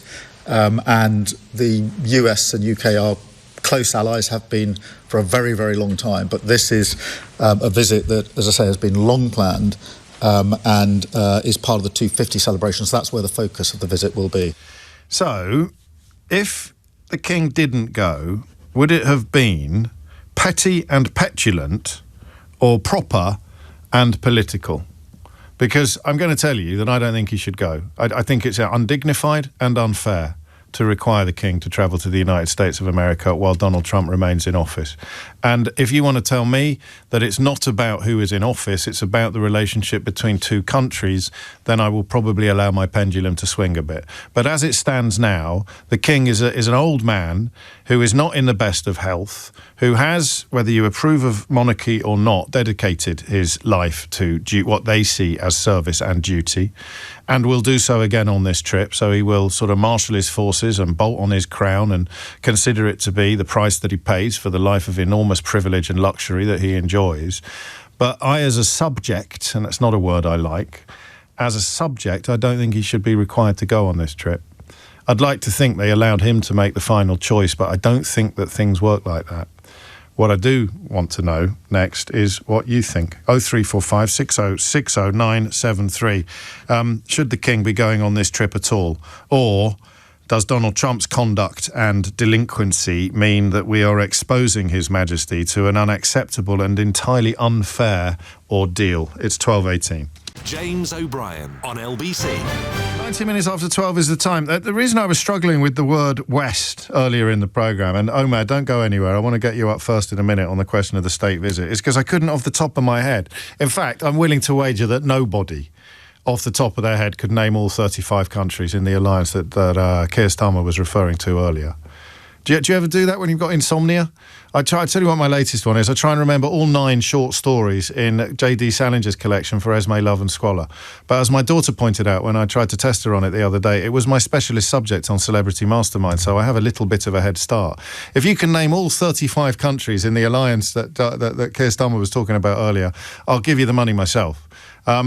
Here we go. Ready? United Kingdom, France, Germany, Italy, the Netherlands, Japan, Canada, Republic of Korea, New Zealand, Denmark, Latvia, Slovenia, Estonia, Norway, Sweden, Finland, Czechia, Romania, Bahrain, Lithuania, Australia, United Arab Emirates, Portugal, Trinidad and Tobago, Croatia, Bulgaria, Kosovo, Panama, North Macedonia, Nigeria, Montenegro, Albania, the Marshall Islands, Chile and Moldova are all acting as one.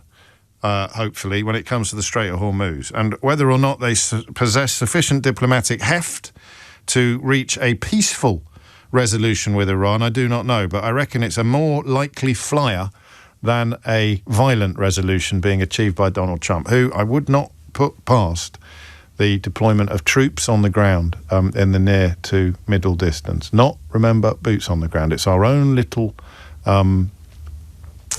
It's our own little attempt to redress a great imbalance.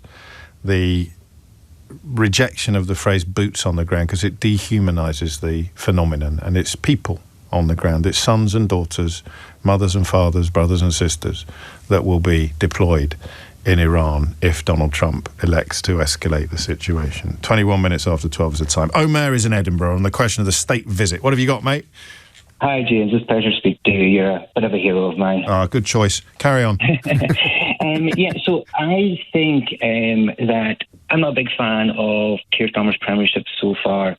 However, I think he's conducted himself very well in this matter. And I think it's trickier to navigate between Trump and Iran than it is to get a ship through the Hormuz Strait at the moment. And so he's choosing diplomacy. And so he has to employ his diplomatic big guns. And to America and Trump, there's no bigger diplomatic big gun than the king. But rather than having a state visit here and Trump reveling in that, the king, who would be very, very well versed in tricky situations, to go over there to just try and keep Trump sweet for long enough, and then to try and diplomatically get a solution from Iran. In which respect, I think that by not engaging is probably the smartest move, because you can draw a correlation between Britain not engaging with Iran now and Saudi not engaging in the Six-Day War, and therefore having amenable relationships with Israel going forward. And we can maybe take that as a template. They don't see us as a threat and an enemy, and therefore they'll be more liable to give us a favourable deal in the future. I mean, there's two things going on here. Now, number one is that you deploy King Charles as a diplomatic tool. Yes, absolutely. And I suppose that makes Donald Trump an undiplomatic tool. The tool is right. And the second bit it does is that we are, oh lordy, and I think probably correctly, we are applying more rationality to the Iranian regime than we are to the American. Well, who do you believe more? Who do you trust more whenever they speak at this moment in time? Yeah, you don't have to like them. No. But in order to simply say that when they say 2 + 2, they're probably going to say is 4, whereas when Donald Trump says 2 + 2, he's quite likely to conclude that adds up to 763. Absolutely. And in terms of dealing with a despotic regime, which many people will see the Iranians as, we already have precedent. We already are good pals with the Saudis, and they, before Gaza, created the greatest humanitarian disaster of this millennium in Yemen, aided by the British. So we already deal with despots. Yeah, and even on that list of 35 countries that are part of our alliance on this particular project, you've got, I mean, the United Arab Emirates, where some people have discovered recently you can get locked up in jail for taking photographs of bomb damage that has been visited upon your own building. So, you know, there isn't a great deal of moral high ground to go around. So just run me, I like your analysis in every single way. The bit that I just need you to reaffirm is what difference sending Charles would make. It just keeps, because you're still treating Trump as someone who is susceptible to being kept sweet, and I don't know if he is. I think, because you remember how quickly he went from being allowed to drive around King Charles's garden in a big golden carriage to insulting us again. I don't know how many brownie points, diplomatic brownie points, sending the king actually does secure. So just run me through again why it's the right thing to go ahead. It's really distasteful. You have to hold your nose and just do it, and just deal with terrible people, unfortunately. But at this moment in time, whenever the world is in a bit of a crisis in terms of economically wise, you do need the United States on side, because we've made that decision as British ourselves. We've pulled ourselves away from the European Union. So who do we then? Yeah, but we're finally beginning to row back. I mean, thank goodness. Well, we are. That was one bit of Starmer's speech earlier today that would have been welcomed by everybody in the country who actually understands anything. Which means the Daily Mail, of course, are furious. But the breach would be too big. The diplomatic message would be too big to say that the king ain't coming, because the subtext, however you dressed it up, would be that it's because you're such a twerp. Yeah. In the short to medium term, you need to make sure that America then also doesn't see you as somebody who's not on their side. There is a special relationship there. I don't know how special it is. He keeps insulting us, though. He does. And far be it from me to be on Keir Starmer's side, but absolutely I would be on his side in terms of the way that he's dealt with this. But he is a temporary fixture. The only worry with Trump is that we don't get Trumpites like we had Blairites and Thatcherites running America.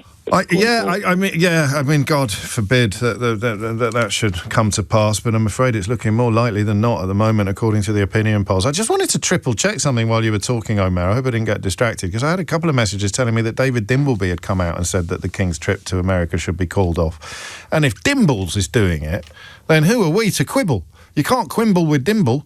That's one of the great rules of journalism. Dimbleby has, as far as I can tell, come out and said it would be an embarrassment, and he's urging ministers to call it off, recognising, of course, the point I made, that it is up to ministers whether it goes ahead or not, and not up to the King himself or indeed to the palace. And listen, I've never met the bloke, and it's highly unlikely that I ever will, but I don't think he would consider it appropriate to pull a sickie.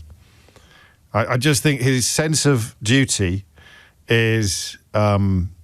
I've met Dimbleby. He did Full Disclosure. It was a cracking interview, even though I say so myself. But I've never met King Charles. I don't think it would be commensurate with his sense of gravitas and duty for him to pull a sickie. If he were to ring Keir Starmer and go, "Hello, Keir, it's Charles. Oh, I've got to tell you, I think I've got laryngitis. I'm not going to be able to go. I'm not going to be able to go." I don't think that reminded me of working at River Island in Worcester in 1991 when I made that phone call on 2 or 3 occasions. But I don't think it would be appropriate for the King to do so. And more importantly, I don't think the King would think it would be appropriate for him to do it either. Thank you, Omer. Kaleem is in Birmingham. Kaleem, what would you like to say? Hello, good afternoon, James. Hello, mate. I think the King wouldn't have to phone himself anyway. He'd have someone do it for him. Yeah, so. It makes it less mean like getting his... It's not quite River Island for him, is it, James? No, I take your point. I mean, I wasn't being entirely serious, Go on. But yeah, I definitely don't think he should go, because look at what's just happened with the Japanese Prime Minister going and sat in the Oval Office, and then he mentions Pearl Harbor. Yeah, you're right. Well, and then, just imagine the King sat there, and then he turned around and says, "Oh, the 250th anniversary of us kicking your lot out." He will do something like that. He will, won't he? Yes, he will. But is that a reason not to go? I mean, the fact that Donald Trump will come out of that more embarrassed than King Charles, except for the sort of sycophants and traitors, sycophants in the American case, traitors in the British case, it would be much more embarrassing. And even our mad right-wing media wouldn't side with Donald Trump against the actual king, he says with great confidence, while wondering immediately whether that's true or not. Yeah, would you put the King in that kind of position? I think it would be funny. I would like King Charles not to wear a suit.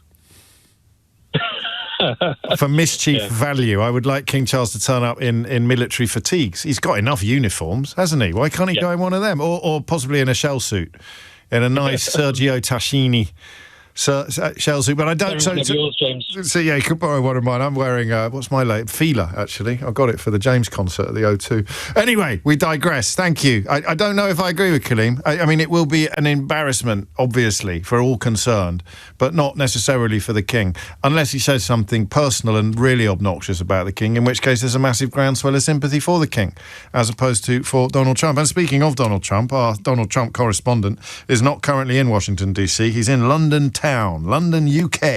I speak of Simon Marks, who will be in the studio with me and with you after the very latest headlines with Amelia Cox. James O'Brien on LBC. It's 12:32. You're listening to James O'Brien on LBC.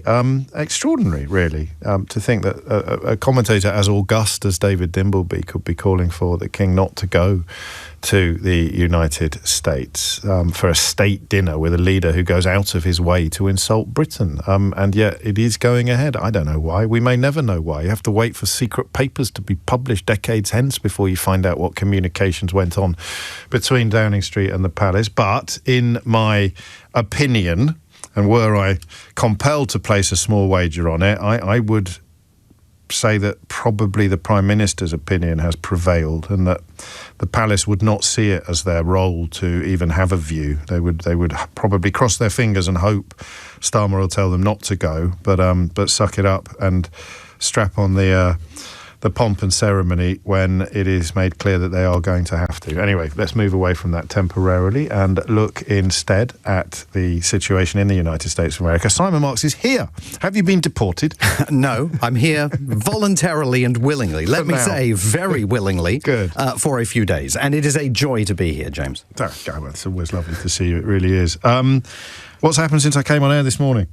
We know, of course, that President Trump has sort of fired the sounding klaxon on his decision to withdraw the United States from NATO, that we should definitely talk about. But we also know that President Trump is going to be making a primetime address to the American people tonight.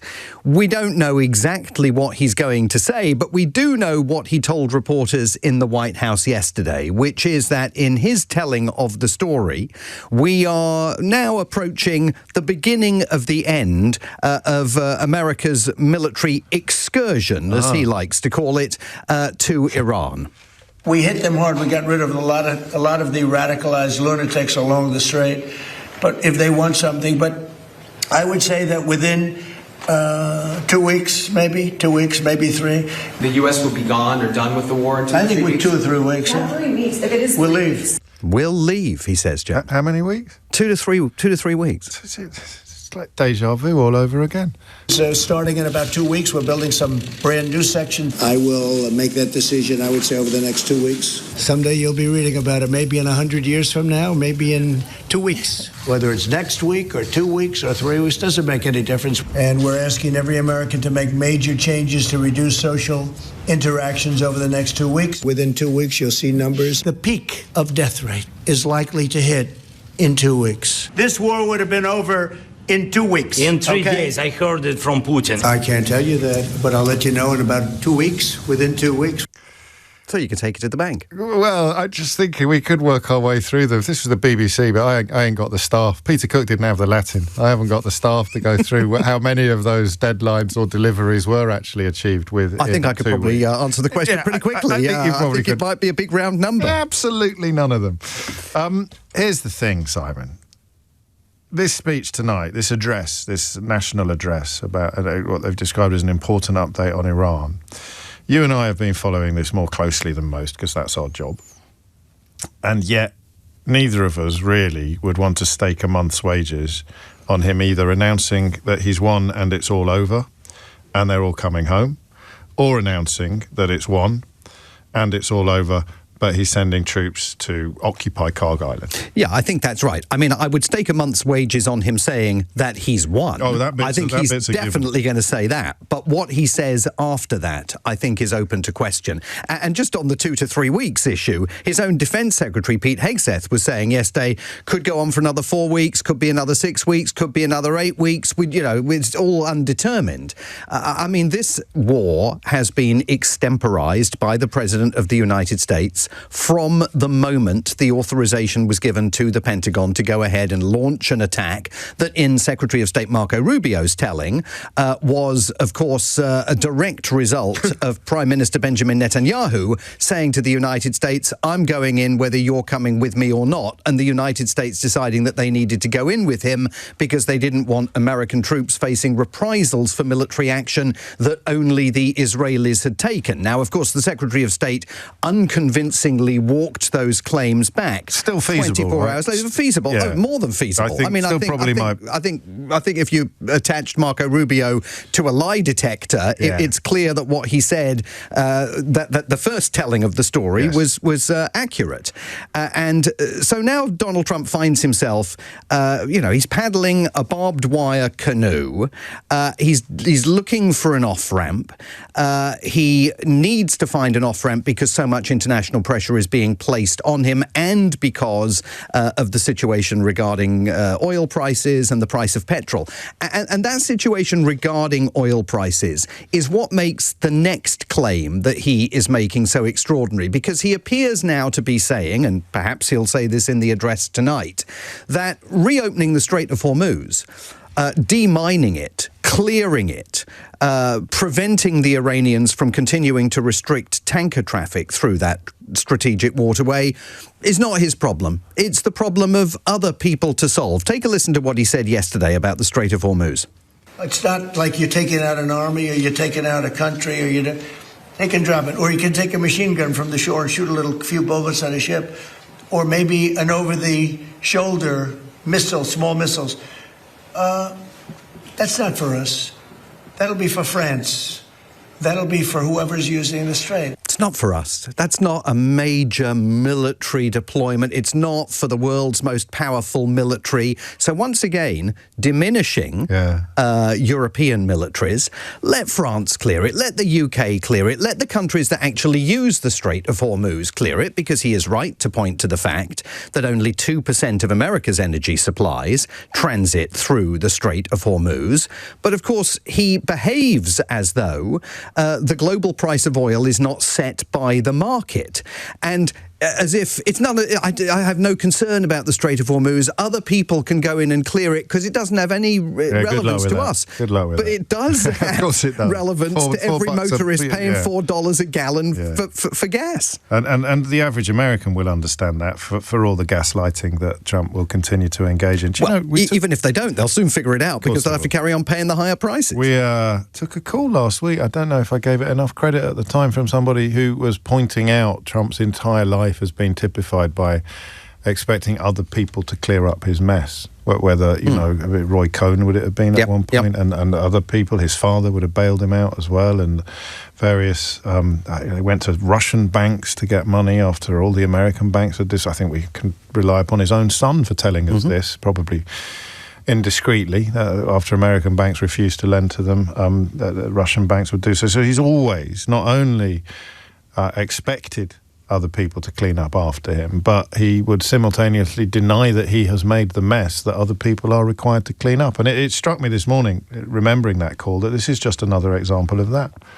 Yeah, I mean, it is staggering to imagine that you can go in alongside Israel, attack Iran, create complete international, a massive global economic crisis, not achieve at least one of your stated aims, which was regime change and the rising up of the Iranian people to take matters into their own hands. Instead, you claim that because the regime has changed in the sense that it's got a different supreme leader than it had a few weeks ago and may yet have another supreme leader further down the line, that is regime change. I mean, by no stretch of the imagination can events in Iran be described as regime change. So you create an unholy mess. Sorry, I never correct you, but you're wrong.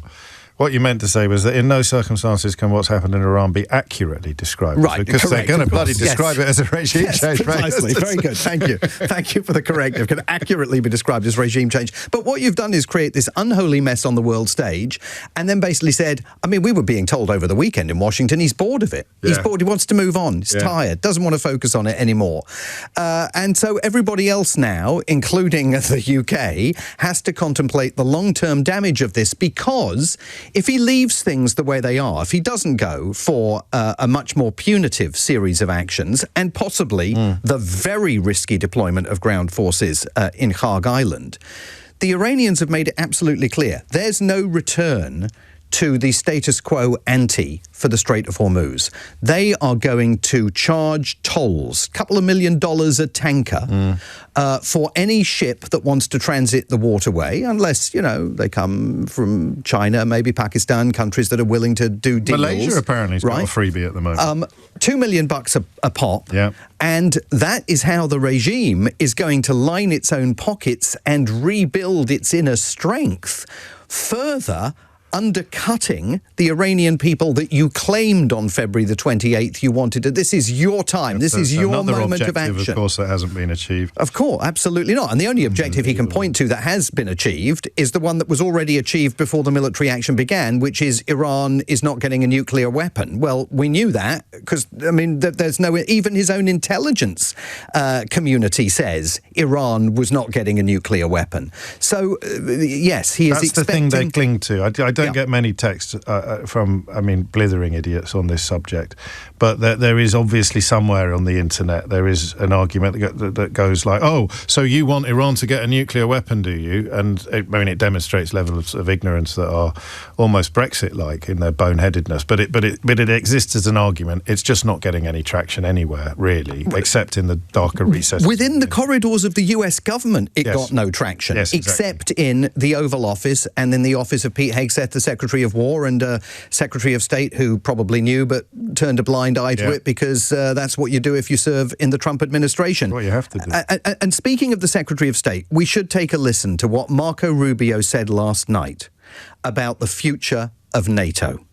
I think there's no doubt, unfortunately, after this conflict is concluded, we are going to have to re-examine that relationship. We're going to have to re-examine the value of NATO and that alliance for our country. Ultimately, that's a decision for the president to make, and he'll have to make it. But I do think, unfortunately, we are going to have to re-examine whether or not this alliance that has served this country well for a while is still serving that purpose. And, of course, the president has basically told the Daily Telegraph overnight he's made the decision. And that is why this is, I think, in many ways, the biggest day in all of our lives, because none of us, of our generation, has lived in an era in which the American protective security blanket provided by NATO wasn't operative. And when the Prime Minister was questioned today about the future of NATO and American involvement in it, and absolutely restated his adherence to the core principles of NATO and the benefits of NATO, where he notably didn't go was explaining what NATO looks like if the Americans are out. And the Americans, in Donald Trump's own telling in those comments to the Daily Telegraph this morning, look like they're heading for the exit. But it's Donald Trump. Yes. I mean, so he might give himself the NATO Peace Prize tomorrow. There's another throwaway comment, though, in that interview with the Telegraph, where he says, NATO's a paper tiger. And it's not just me that thinks it. Oh, no. Vladimir Putin thinks so as well. He knows it as well. And if you're sitting in Ukraine reading that, as if you're sitting in the Foreign Office reading that, what Putin's told him. You should be very concerned about it, because it really underscores this notion that when he said over, I've lost track of the days, a couple of days ago, when he said of the UK, we will not be there when you need us. That's a real threat. You know, this Nigel Farage line that you should not take him literally, you should take him seriously, I always disagree with. I think he might You have should abandoned take that him line. literally. Yes, of course you should. That's been clear to everybody with a brain, which means that Nigel Farage possibly hasn't realised it yet. Can he do it, though? I mean, that you've got, and I'm not going to pretend that I'm plucking this from my memory banks, but you have the National Defence Authorisation Act for fiscal year 2024, which prohibits the President from withdrawing the United States from NATO without the approval of the Senate or statutory authorisation. I mean, we're talking about Donald Trump, who's done lots and lots of things he's not allowed to do. In his personal life, in his private life, in his public life, in his political life. So the question might be moot, but it would be quite hard to get this through Congress, wouldn't it? Or the Senate? If he bothers. If he bothers. Just announces we're not in NATO anymore and cancels the direct debit. I do think the fact that Rubio voiced it there last night, was on Fox News last night, I hadn't thought of that. Sounded like that was the beginning of the move, the beginning of the Secretary of State, laying the groundwork on Capitol Hill and saying this is going to happen. And it was unthinkable in the first term that he would be able to withdraw from NATO even if he wanted to, because he was surrounded by people who would restrain him, particularly in the National Security Council. And now, as we've said time and again, there is no restraining influence in that inner circle. I hope you're wrong. Because we're back then to the question of whether or not he's some sort of Manchurian candidate, or whether or not the compromat that Vladimir Putin has on him is such that he is now going to withdraw the United States from NATO, which in the great scheme of geopolitical things must count as Vladimir Putin's greatest dream. And I mean, trebles all round in the Kremlin, even through the mere suggestion that he's now considering this.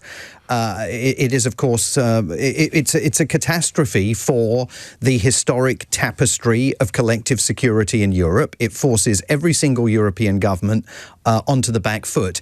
And also, we've got another, 2.5 years of this to go, even if there is a transfer of power in Washington, D.C., and even if a new president arrives who is committed to the NATO alliance, how is Europe ever going to be in a position to believe a president who, like Joe Biden says, America is back? You've done it. You've made me understand something I didn't previously understand, because I haven't shared your understanding or your depth of concern about this. And this is why Mark Rutte has behaved in such a horribly sycophantic fashion, because he thinks it's a real possibility.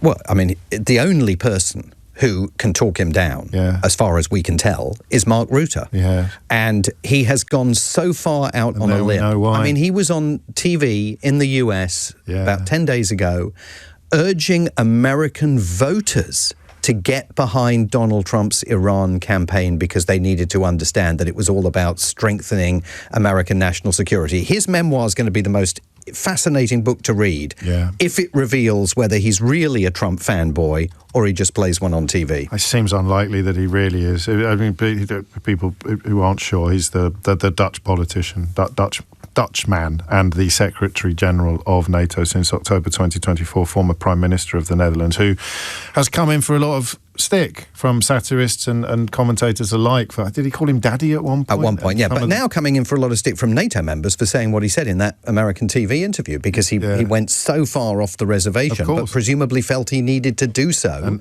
in order to attract the attention of the president. And this is why the question of, good Lord, why he has been doing it might just have been answered, because he was the first to see that the threat of leaving NATO is both real and now present. Can I make one other point about all of this, which is that we ought to bear in mind always that the national security strategy of the Trump administration makes it official government policy to undermine governments in Europe that the Trump administration considers not to be led by patriotic European leaders. And by that, they obviously don't mean the Prime Minister, and they obviously don't mean Kemi Badenoch.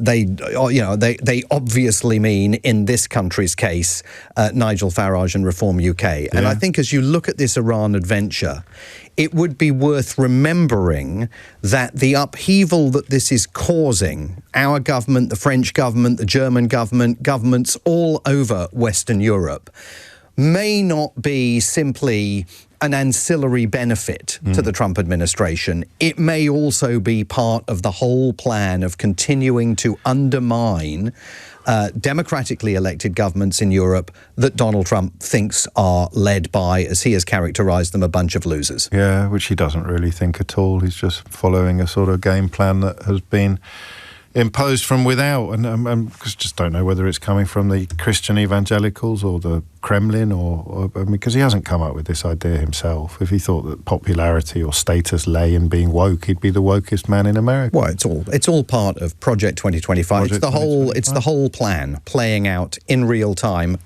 as it was written down. 12:51 is the time. I don't know if thank you is quite the right word to use at this point, Simon, but thank you. You're welcome, James. It is 12:51. James O'Brien on LBC. 12:54 is the time. I got a missed information for you. I thought I had a woke watch, but in many ways it explores similar territory to the April Fools I told you about at the beginning of the show. When I was a kid, I think is it 12 noon where you can't do them anymore? It was 12 noon, the moratorium on April Fools. So I have to tell you that this is an April Fool. I'm not going to present it to you as a story that's true, although we're living in the upside down, aren't we, at the moment? So who knows what's true and what's not true. Donald Trump said he's going to pull out of NATO. April Fool, not. This one got me this morning. It's on the Byline Times have published it. Liz Truss appointed by Trump to dismantle the deep space blob. The president is a big fan of the Prime Minister's YouTube channel, the White House press secretary told reporters, and I read the first paragraph. White House officials have confirmed that former British Prime Minister Liz Truss is to become a senior administrator within NASA with immediate effect following an executive directive made by Donald Trump late on Tuesday night. I haven't actually double-checked that is an April Fool, but I did notice the date on the page, and sort of do that thing where you go, oh, don't. So I saw the date when I scrolled back up the page and thought, oh, Lordy, how could you fall for that, you wombat? But I haven't actually double-checked that it is an April Fool, and that's why it's such a good one. Because unlikely, right? But impossible that Donald Trump would put Liz Truss in charge of something at NASA, of all places? No, not impossible at all. Have you met his Secretary of War? Have you met his Secretary of Health? Have you met his press spokesperson? Have you met anybody in his administration? Then look me in the eye and tell me that Liz Truss can't be head of space. It's there. Anyway, there's another Liz Truss story in the news, but I don't think we're going to have time for it because Philip in Bognor Regis has been waiting already for an unconscionably long time. That, of course, is, correct me if I'm wrong, Philip, but that's Royal Bognor Regis. That is Regal Bognor Regis. Regis, yes. Regis. So yes, you have a particular interest in the monarchy by dint of coming from Bognor. What do you think about the state visit? Shouldn't go ahead. What, shouldn't? No, definitely not. Why not? Well, what happens when you appease a child, a bad behaving child? Yeah, they just get worse. They just get worse. He will be nice for a while, and then he will abuse us, and he'll enjoy it. He wants to watch us squirm. He wants to watch anybody squirm. This is the nature of Donald Trump. He looks like a normal person. Well, are you sure? Really? Not. Hang on, I'm going to have to stop you there. He does not look like he doesn't look like a normal person. Well, what on earth are you on about? I'm just trying to be reasonable. Yeah, but you mean he looks like he looks like he's mostly human, is what you mean? Well, what I mean is that mad people don't always look mad. No, that's true. It could be very deceptive. But, if we were judging him on the old 1970s National Health Scale, I'm afraid he would be down, he'd be down as a... It would be, yeah. I think you're probably right. A public diagnosis. 140,000 people have signed a petition calling for the trip to be cancelled, largely because of Trump's repeated verbal attacks on Britain. And David Dimbleby's he's got the BBC running through his veins, David Dimbleby. Right, he wouldn't ordinarily offer up an opinion, and of course him and his brother have been close to Charles, I think, for years. So what do we have to gain from it? That was what I was about to ask you. Insults. Yeah, nothing is the short answer. I couldn't say that we would gain anything. On my view, I'm 73. So I've been through quite a few of these. You're not as old as a king. Middle East crisis. Yes. A few times. Great book, by the way, before I go, How They Broke Britain. Oh, thank you. I didn't realise you were leaving so soon. Why, but I collect books. I normally only pay £1 for them at the car book sale, but for some reason... You managed to... Oh, thank God. I thought you were going to spoil it then, Phil. I thought you were going to say, but yours was 50p. But no, he's actually paid full price. That's it from me for another day. If you missed that, thank you for that, Philip. Lovely stuff. I can't tell you what. Was it George the Someone who said about Bognor? Do you know this story? You're a royalist. Yeah. I can always Google it. It wasn't George from Asda. So there's a line about Bognor that a famous king once said, but I think it would be I'd be in breach of Ofcom regulations if I were to say it on the radio, which is a shame. Well, keep talking because I can't speak while I'm Googling. Is it? All right, so I'll look it up. Have you got it? If you missed any of today's show, I'll do it slowly, If you missed any of today's show, you can listen back on our free Global Player app or the LBC app, where you can also... You got it, yeah. Which was it, George IV? King George V. George V. You can stay up to date with all the latest news, videos and opinions. You can listen to a range of podcasts... I don't need to do it slowly anymore, including James O'Brien Daily, the best bits from my LBC show every day. Download the official LBC app for free from your app store now. Coming up at 4 on LBC is Tom Swarbrick. And, of course, Simon will be doing some swing cover over the Easter period as well. So I think beginning with the Drive Time show tomorrow, Simon Mark's in the house. You can have him undiluted by my ditherings and interruptions for a few occasions over the holiday period. But now it's time for Sheila Fogarty. Rhymes with rugger. Rugger Bognor. Rugger Bognor. That's the one. Yeah, that's the one. George V. James O'Brien on LBC.